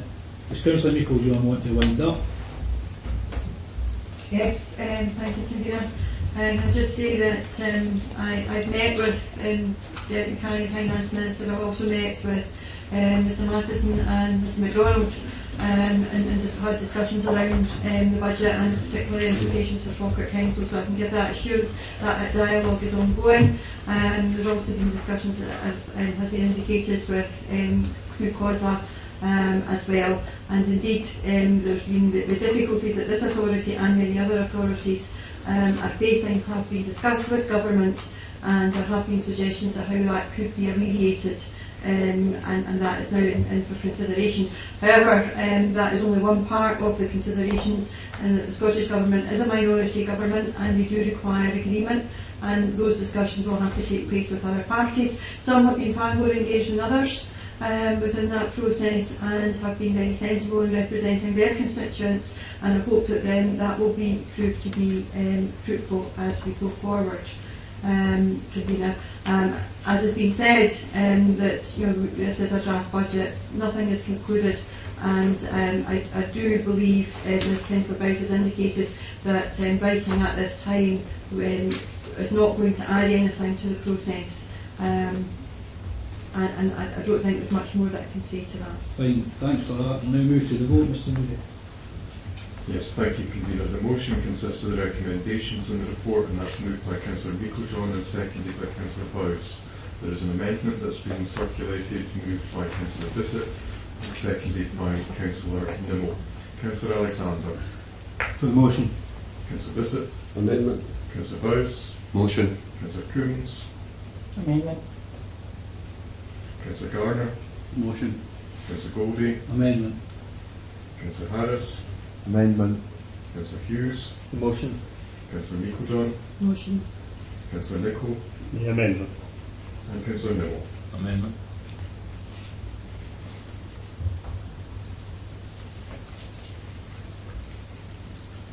Convener, there are 5 votes for the motion, there are 6 for the amendment. The amendment is accordingly carried. And if I could just ask Councillor Meikle-John if I have sight of the letter when he sent it. Thanks for that. Item 12, projected financial position 2018-2019. Mr Ritchie. Thank you, Convener. This is the final projection report on revenue for the current financial year. There will be one in capital to the next meeting in February. So, turning to the general fund in section 4.1 firstly, Appendix 1 summarises the position across services. Our overall position is expenditure in excess of budget of just over £1 million, though, as you'll note from the percentage figure in brackets at para 412, given the size and scale of the organisation, it's still only 1/3%. That's an improvement on the position last reported in October. And if we allow for the technical adjustment for revenue grant, actually the projected position is in balance with the overspend in children's services covered by underspend in the range of other service areas. In section 4.13, the report goes through each of the service areas. If I just touch on children's services, because as I've just indicated, that's the key area. So you can see overall children's services in the opening paragraphs in 4.13 are over budget by just under £1.5 million. But then if you go on to the subheadings that follow that, you see education is under budget by just over £500,000, and social work for children and families is over budget by just over £2 million, giving you that net headline figure of £1.5 million. And again, the narrative is very consistent and similar to previous reporting. There hasn't been a radical change in the position, albeit there has been an improvement relative to October. As I say, I won't dwell on the other service areas. You can see the narrative there. Just jumping on, we include, for the sake of completion, the IJB, though it's for the board themselves to manage the resources passed across to them. For the Council's delegated services, it notes there we're projected to be on budget, though that may shift slightly by the end of the financial year, but not materially, I understand. We've got a standard section on workforce at 4.3 that notes the options open to the Council in terms of managing or reducing workforce. You can see those that are in effectively a hierarchical order in the 4 bullets in that paragraph. The following paragraph gives some metrics on redeployment and voluntary severance, and also headcount as the position. 4.4 picks up in the HRA. That's in line with budget. They also have a reserve of just over £5 million, which they're not planning to deploy in the current year, and that reserves is consistent with the Scottish average. The next section, 4.5, then turns to the general fund reserves, and you can see in the first line at para 4.5.2 that our projected general fund reserve, which is the main reserve, is projected to be sitting at 10.6 at the end of the financial year. You'll be aware that our most significant cost element, which is staff cost, is still subject to the resolution of the pay awards, not least teachers, which is very live at the moment. So that position in terms of our bottom line can change depending on the outcome there. There are other elements of uncertainty. Historic child abuse claims are mentioned there as one illustration, which still is to crystallise. Other elements of the repair mix are picked up in the subsequent paragraphs. 4.5.4, the Repairs and Renewals Fund, and that's made up of an array of service components, and again you can see from the subheadings in that section, the appendix which summarises it, position before moving on in 455 to the earmarked reserves. The first of these is the devolved school management, and in that section you'll note that just under 800,000 has been transferred back to the general fund to help mitigate the overspend, which I touched on at the front end of the report.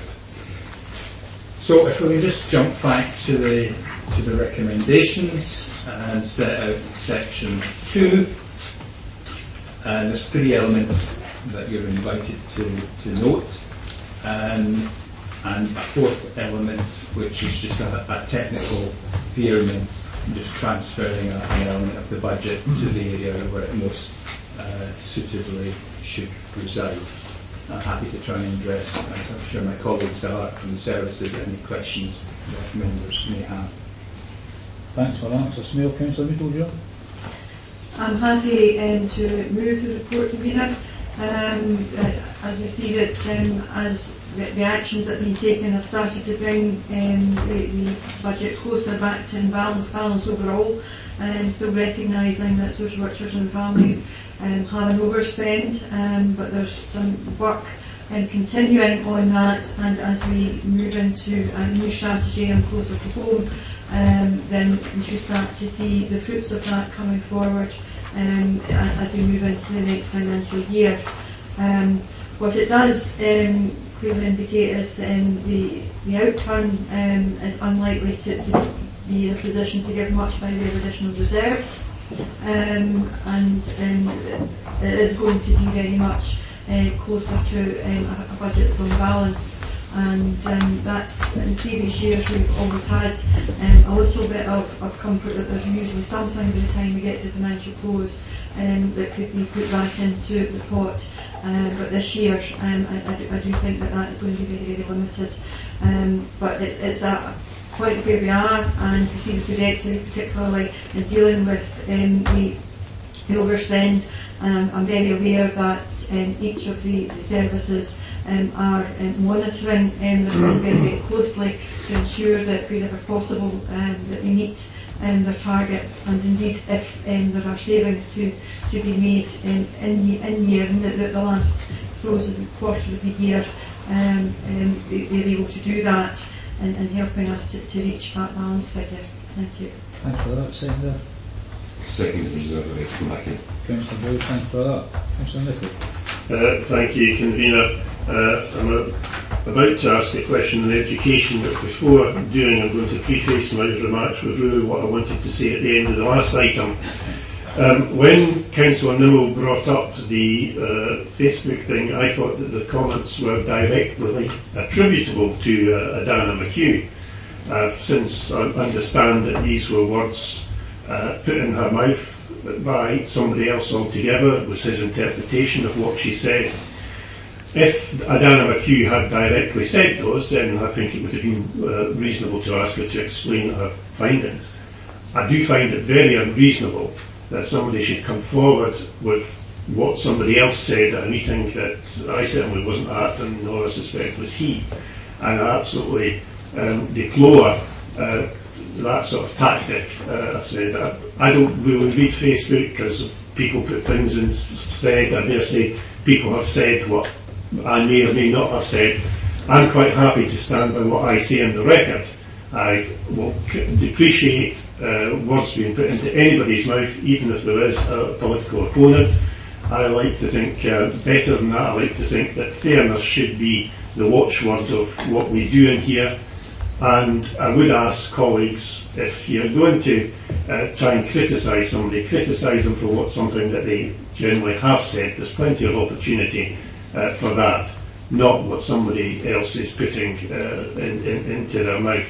Adana McHugh's perfectly capable of standing up for herself, convener, as is every member around this table, but I wouldn't be happy going home tonight having sat here and said nothing and acquiesced with what I think was an error of judgment in bringing forward that. So I've said my piece. I'm a bit happier about having that put on the record, and now I'm going to speak about education. Can I just tell you you've got 2 minutes left? I won't even need anything like that, convener, because the question I've got on education is that the devolved school budget stands at £2.142 million, and it just seems that that's quite a hefty amount. Could Brian tell us if that is a normal amount, and also does it give any scope to help us in 5 or 6 weeks' time, the amount of funds that are held? Yeah, that's the question. If I can make some initial comments, and perhaps the Director of Children's Services may want to supplement it. Just going by the narrative that's in that section of the report, para 455, which breaks down the various elements. So 800,000 reflects the year-end carry forward of balances. With the deployment, the remaining balance of £500,000 has been earmarked to manage demographic pupil role growth pressures. So I'm sure the service would argue that the fund is fully utilised. We are, as an integral part of the budget exercise, looking across all the reserves that we have to determine whether there's any headroom there to harness additional capacity to help manage the budget pressures we're facing. But in terms of the DSM, there doesn't seem to be much headroom, particularly given that to help manage the overspend on children's services in the current year, they've already transferred just under 800,000 to the general fund to help mitigate that. But as I say, the Director may wish to supplement what I've said. Councillor Nummo. Thanks, Convener. I just want to react and say a couple of words in relation to Councillor Nicholl's comments there. My name was mentioned. I don't see what I've said as an error of judgment on my part at all. I was purely acting on information received from a concerned resident, and I think that's part of our job, is to raise concerns from the people out there. Thanks for that. Anyone else? Any other comments? Councillor Alexander? Yes, of course, the report to Councillor McHugh and ask her personally to clarify what I was going to miss. But coming back to the papers, this year the Integrated Joint Board, Brian, they undertake obviously the delivery of services that previously were delivered by Falkirk Council. Do their costs go through our accounts, or do they go through the Joint Board's accounts? I suppose the correct answer is both, to the extent that we, under the legislation, transfer across to the Integration Joint Board the relevant sum, circa 60 million, and equally the health, Forth Valley Health Board, from their side, transfer across, which is a larger sum.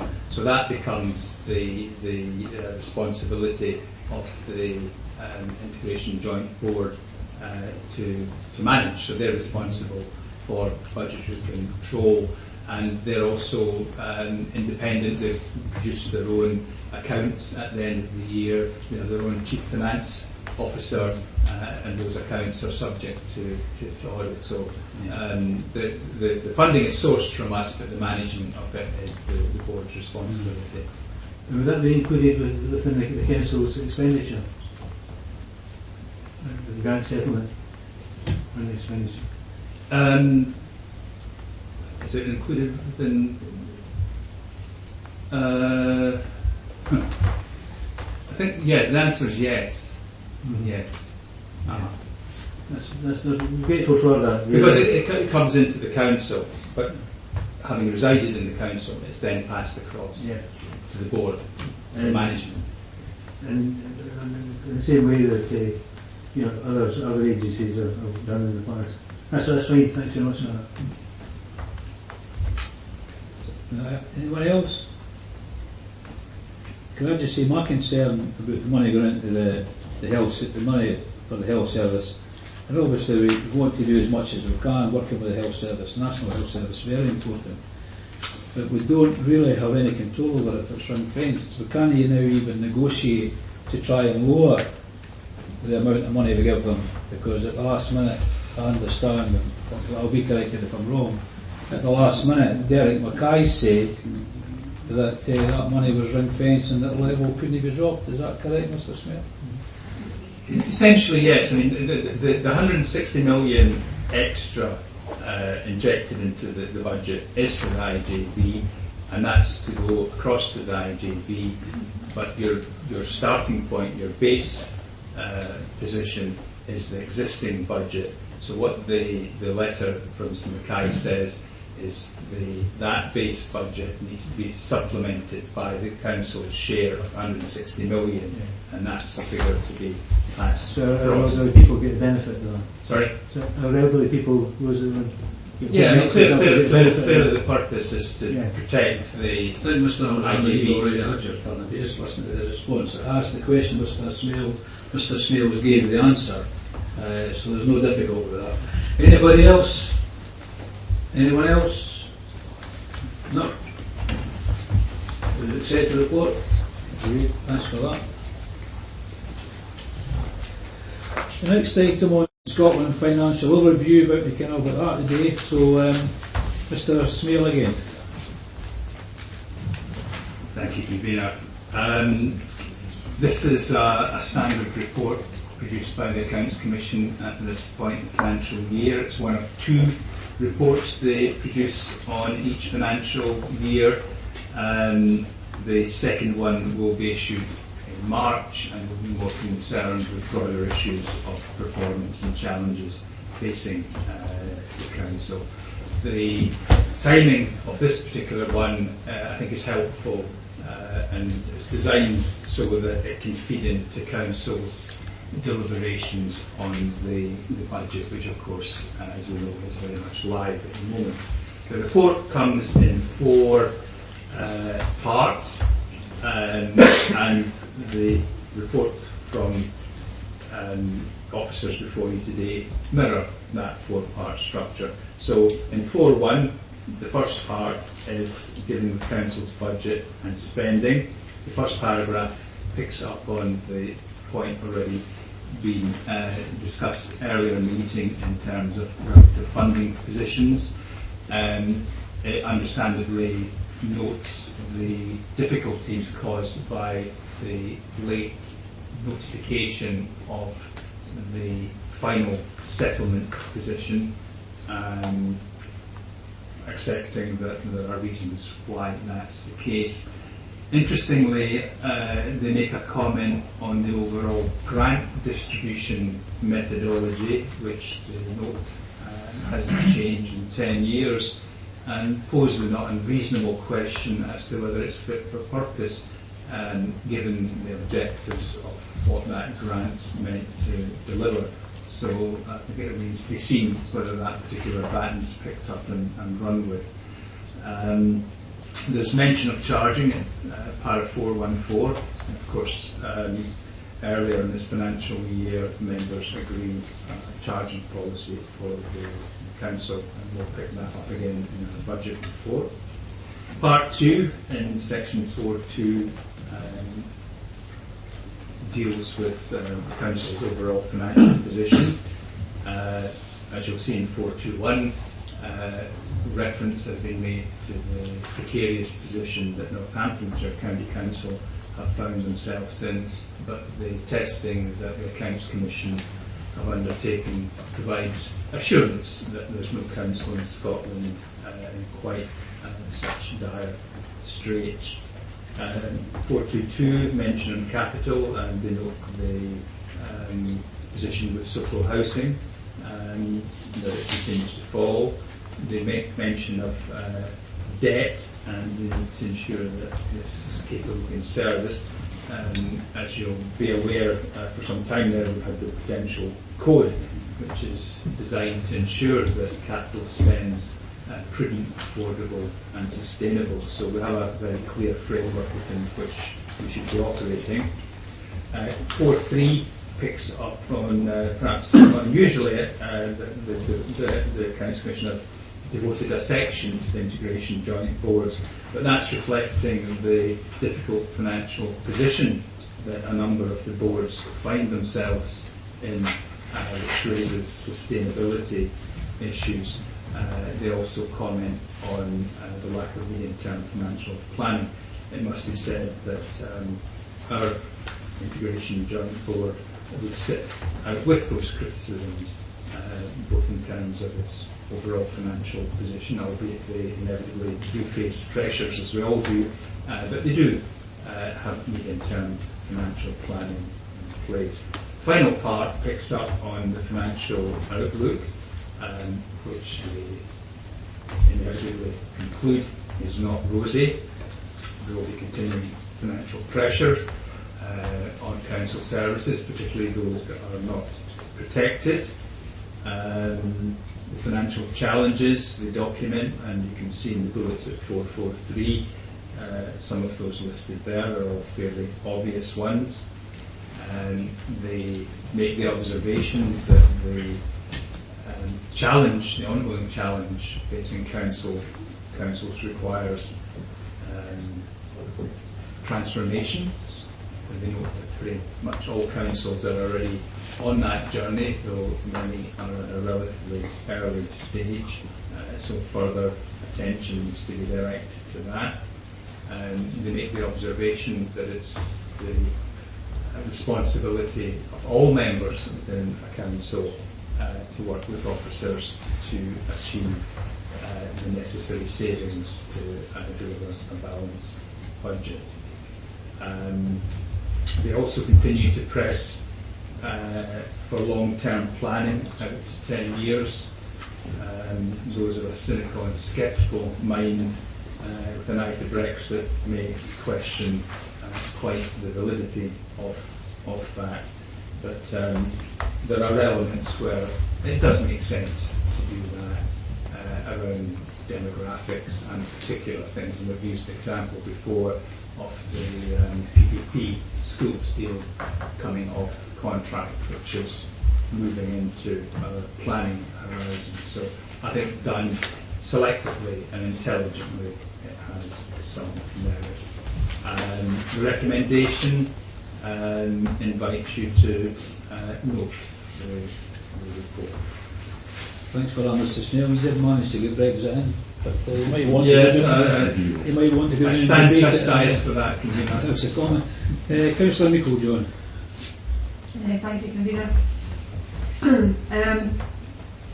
It's a snapshot again, an overview of councils in general, and I think that it's also worth looking and comparing with our colleagues down south. And Mr. Snail put the comparison with Northamptonshire County Council there, and look at potentially what might happen, and as a result, the recognition that local government in Scotland has pretty much been protected, and that's a commentary you would get from many English local authorities when they look at what's happening in Scotland.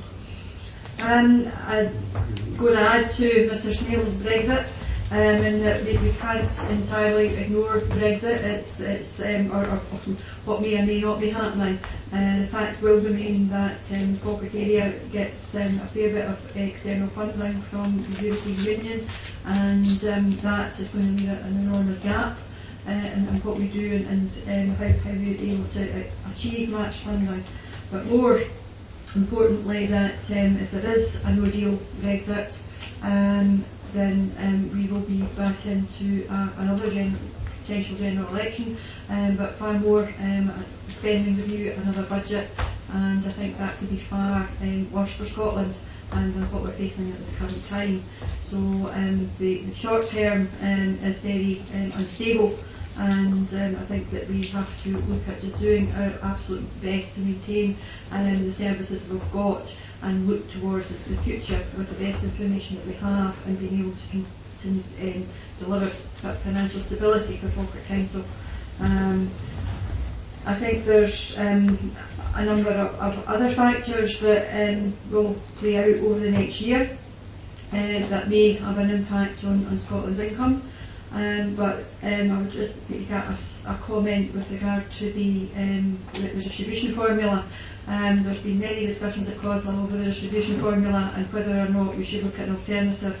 And until we can get one that is deemed to be fair across the board. It's very difficult. So at the moment there's winners and losers. I think every other model that's been looked at, there's always winners and losers, and if you're a winner you're quite happy, but if you're a loser then you don't want it to change.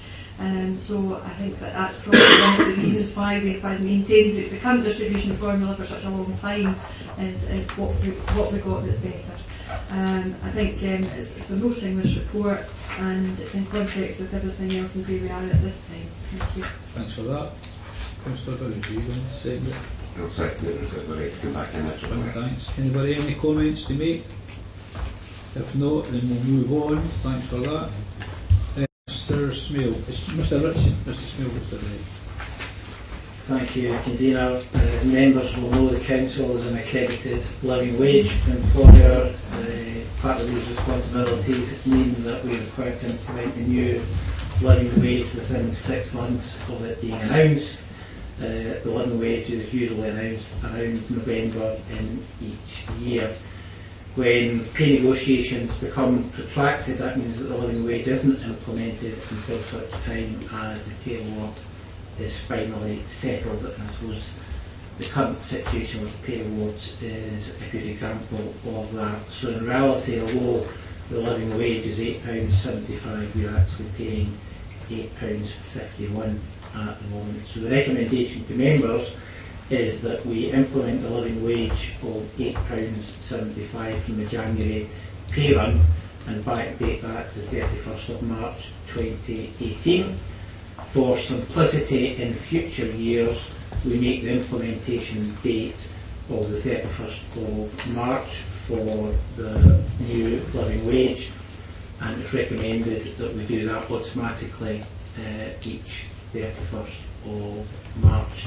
We've got around 1,200 employees who are on the living wage, so they would benefit from the backdating as part of the January pay run. Recommendations are set out in the report for members to consider.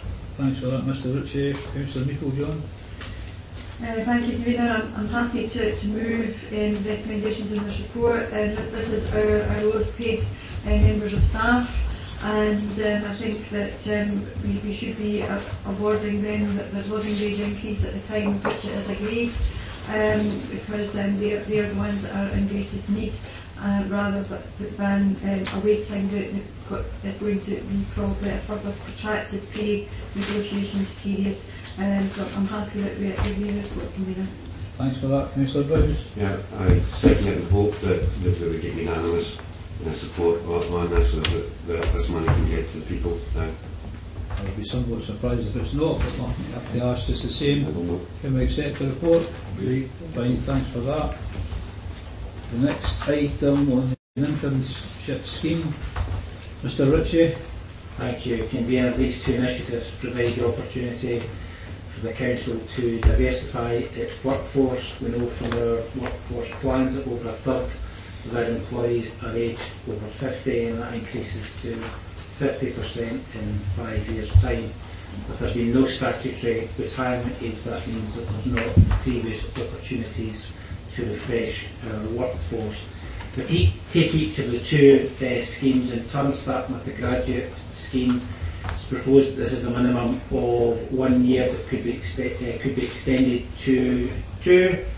Those on the scheme would be entitled to the same terms and conditions of employment as any employee in similar circumstances. Pay is estimated to be around £20,000 per annum. The milestones for developing the programme are set out in Appendix 1 of the report.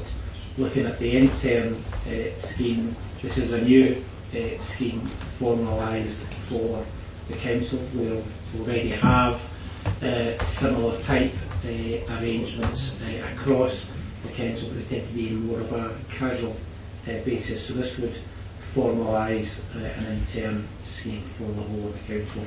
This would be a summer placement for up to 12 weeks. Those on the scheme would be paid the local government living wage, and similar to those in the graduate scheme, their terms and conditions would be those similar to an employee in similar circumstances. Support is critical to this particular scheme, so a structured work plan would be put together along with the appointment of a coach or mentor to support those on the scheme, provide opportunities for our employees in coaching and mentoring skills. We'll see from the report that criteria has been identified for the scheme, part of which is trying to pick up on our responsibilities as corporate parents. Growing our own is important going forward, so we're looking to provide future opportunities for graduates, and it's not within Falkirk Council, hopefully within the wider local government family. Finally, the report just pick up on how we'll go about marketing the programme, and the recommendations being are set in the report for members to consider. Thanks for that, Mr Ritchie. Councillor Meikle-John. Thank you. I think this is a great opportunity for young people to be able to gain experience and be able to get them on the first ladder of their careers following the training and university experiences. Inevitably, the council will have, as we're reducing, yes, we will lose staff, but there will be vacancies arise, and it gives an opportunity to bring in some new people, and youth can obviously bring some enthusiasm, not necessarily always associated with the public sector, but I do think that there's certain areas of the work as we transform, we certainly benefit from having a fresh approach. I think this obviously allows us to be able to do that. I don't anticipate the numbers to be massively high, but I think it does give opportunities, and more importantly is in keeping with the family fun approach for our young care leavers, and giving them the best possible opportunities and being able to get into meaningful employment. Thanks for that, Councillor Meikle-John. Can I agree the report?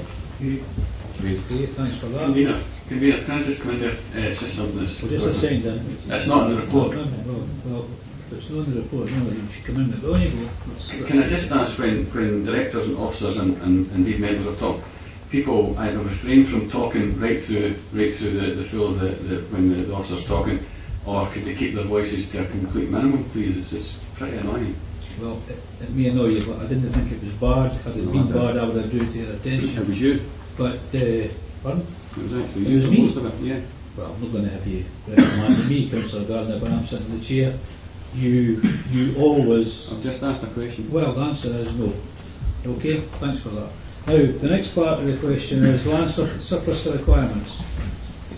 And sorry, it's you, Stuart. Yep, thanks, Convener. So this is a piece of land held on the housing revenue account, which is considered to be surplus to operational requirements. So section 4.1 of the report just sets out for members what's the north, south, east and the west of the piece of land in question. We remind members of section 4.3 of the report that the purchaser of the site will still be required to apply for planning permission. Section 4.4 of the report makes reference to a ransom strip owned by the developer at the northeastern edge of the site, and in 4.5 we advise committee that we have attempted to try and purchase that piece of land with a view to accommodating a maximum of 10 units. However, our offer has been rejected by the developer. Section 4.6 and 4.7 just go on to say a bit more about the general new house building within our own strategic housing investment plan in Denny and Banknock, and you'll see that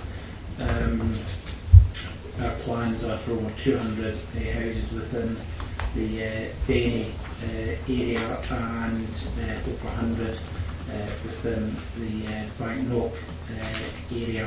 It's proposed to sell the site to the developer by a negotiated agreement, and that will be on a value prepared by the district valuer and then negotiated on the basis of best price by colleagues in development services. The recommendation convener is set out in section 2.1 of the report. Thanks for that. Councillor Gardner.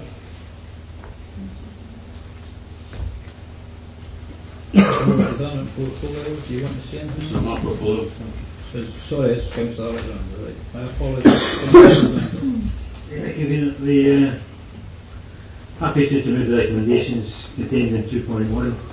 The report is quite straightforward. The issue of planning is obviously a separate issue altogether, and that we dealt with through the normal processes.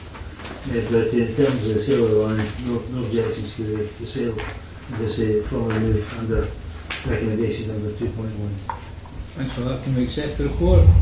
Agreed. Thanks for that. Council of the Future.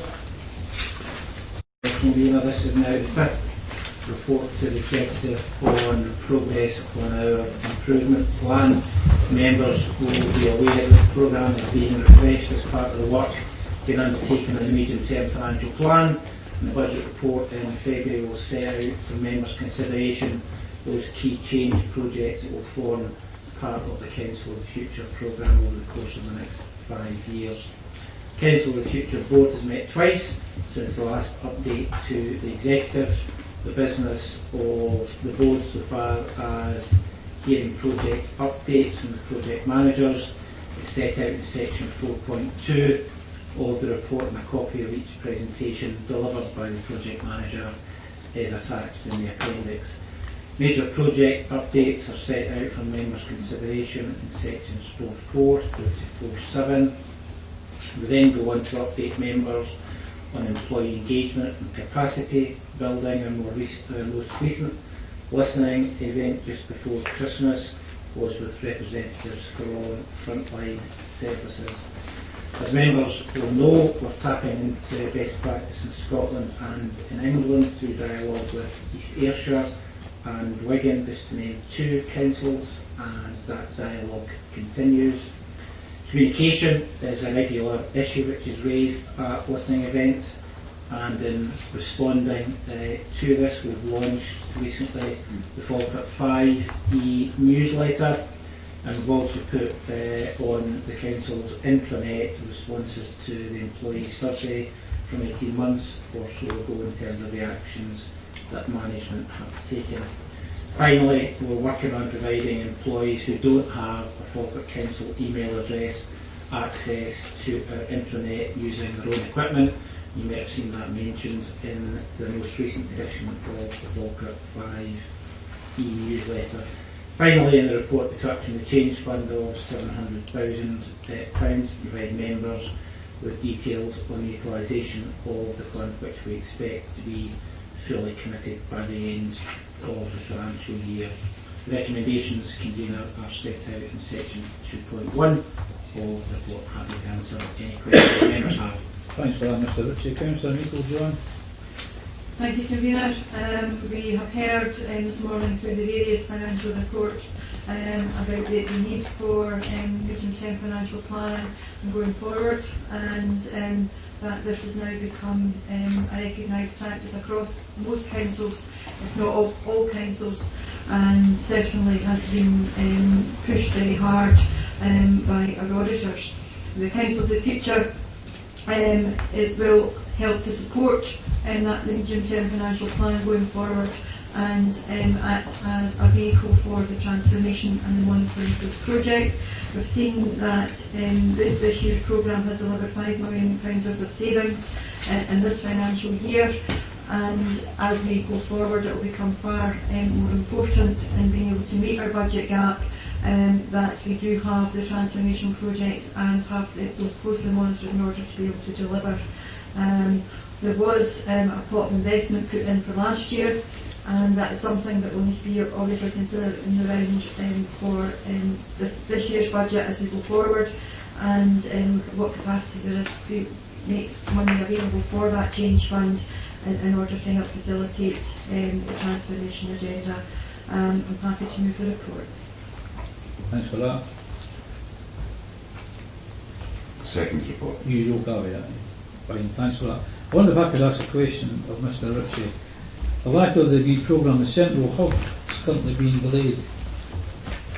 It says, as a result of supplier issues, the planned central hub is currently being delayed. Contingency arrangements are being reviewed to allow a hub model to be introduced in the central area of Falkirk. But the lack of an agreed programme means the work will not start as planned, and this will impact on the time scale for opening the central hub. Have any idea how that's progressing?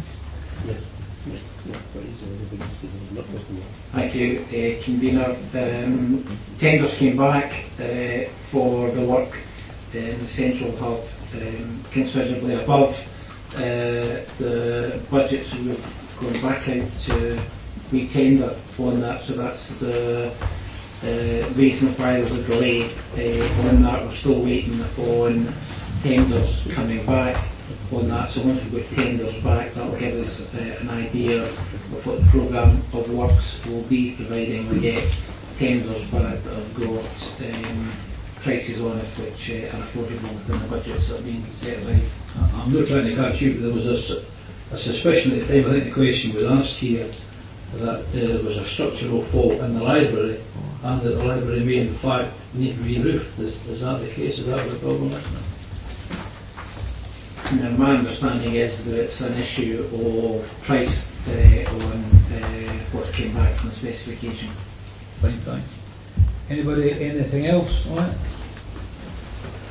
If not, then thanks yourselves and the press for your attendance. That's the end of the business.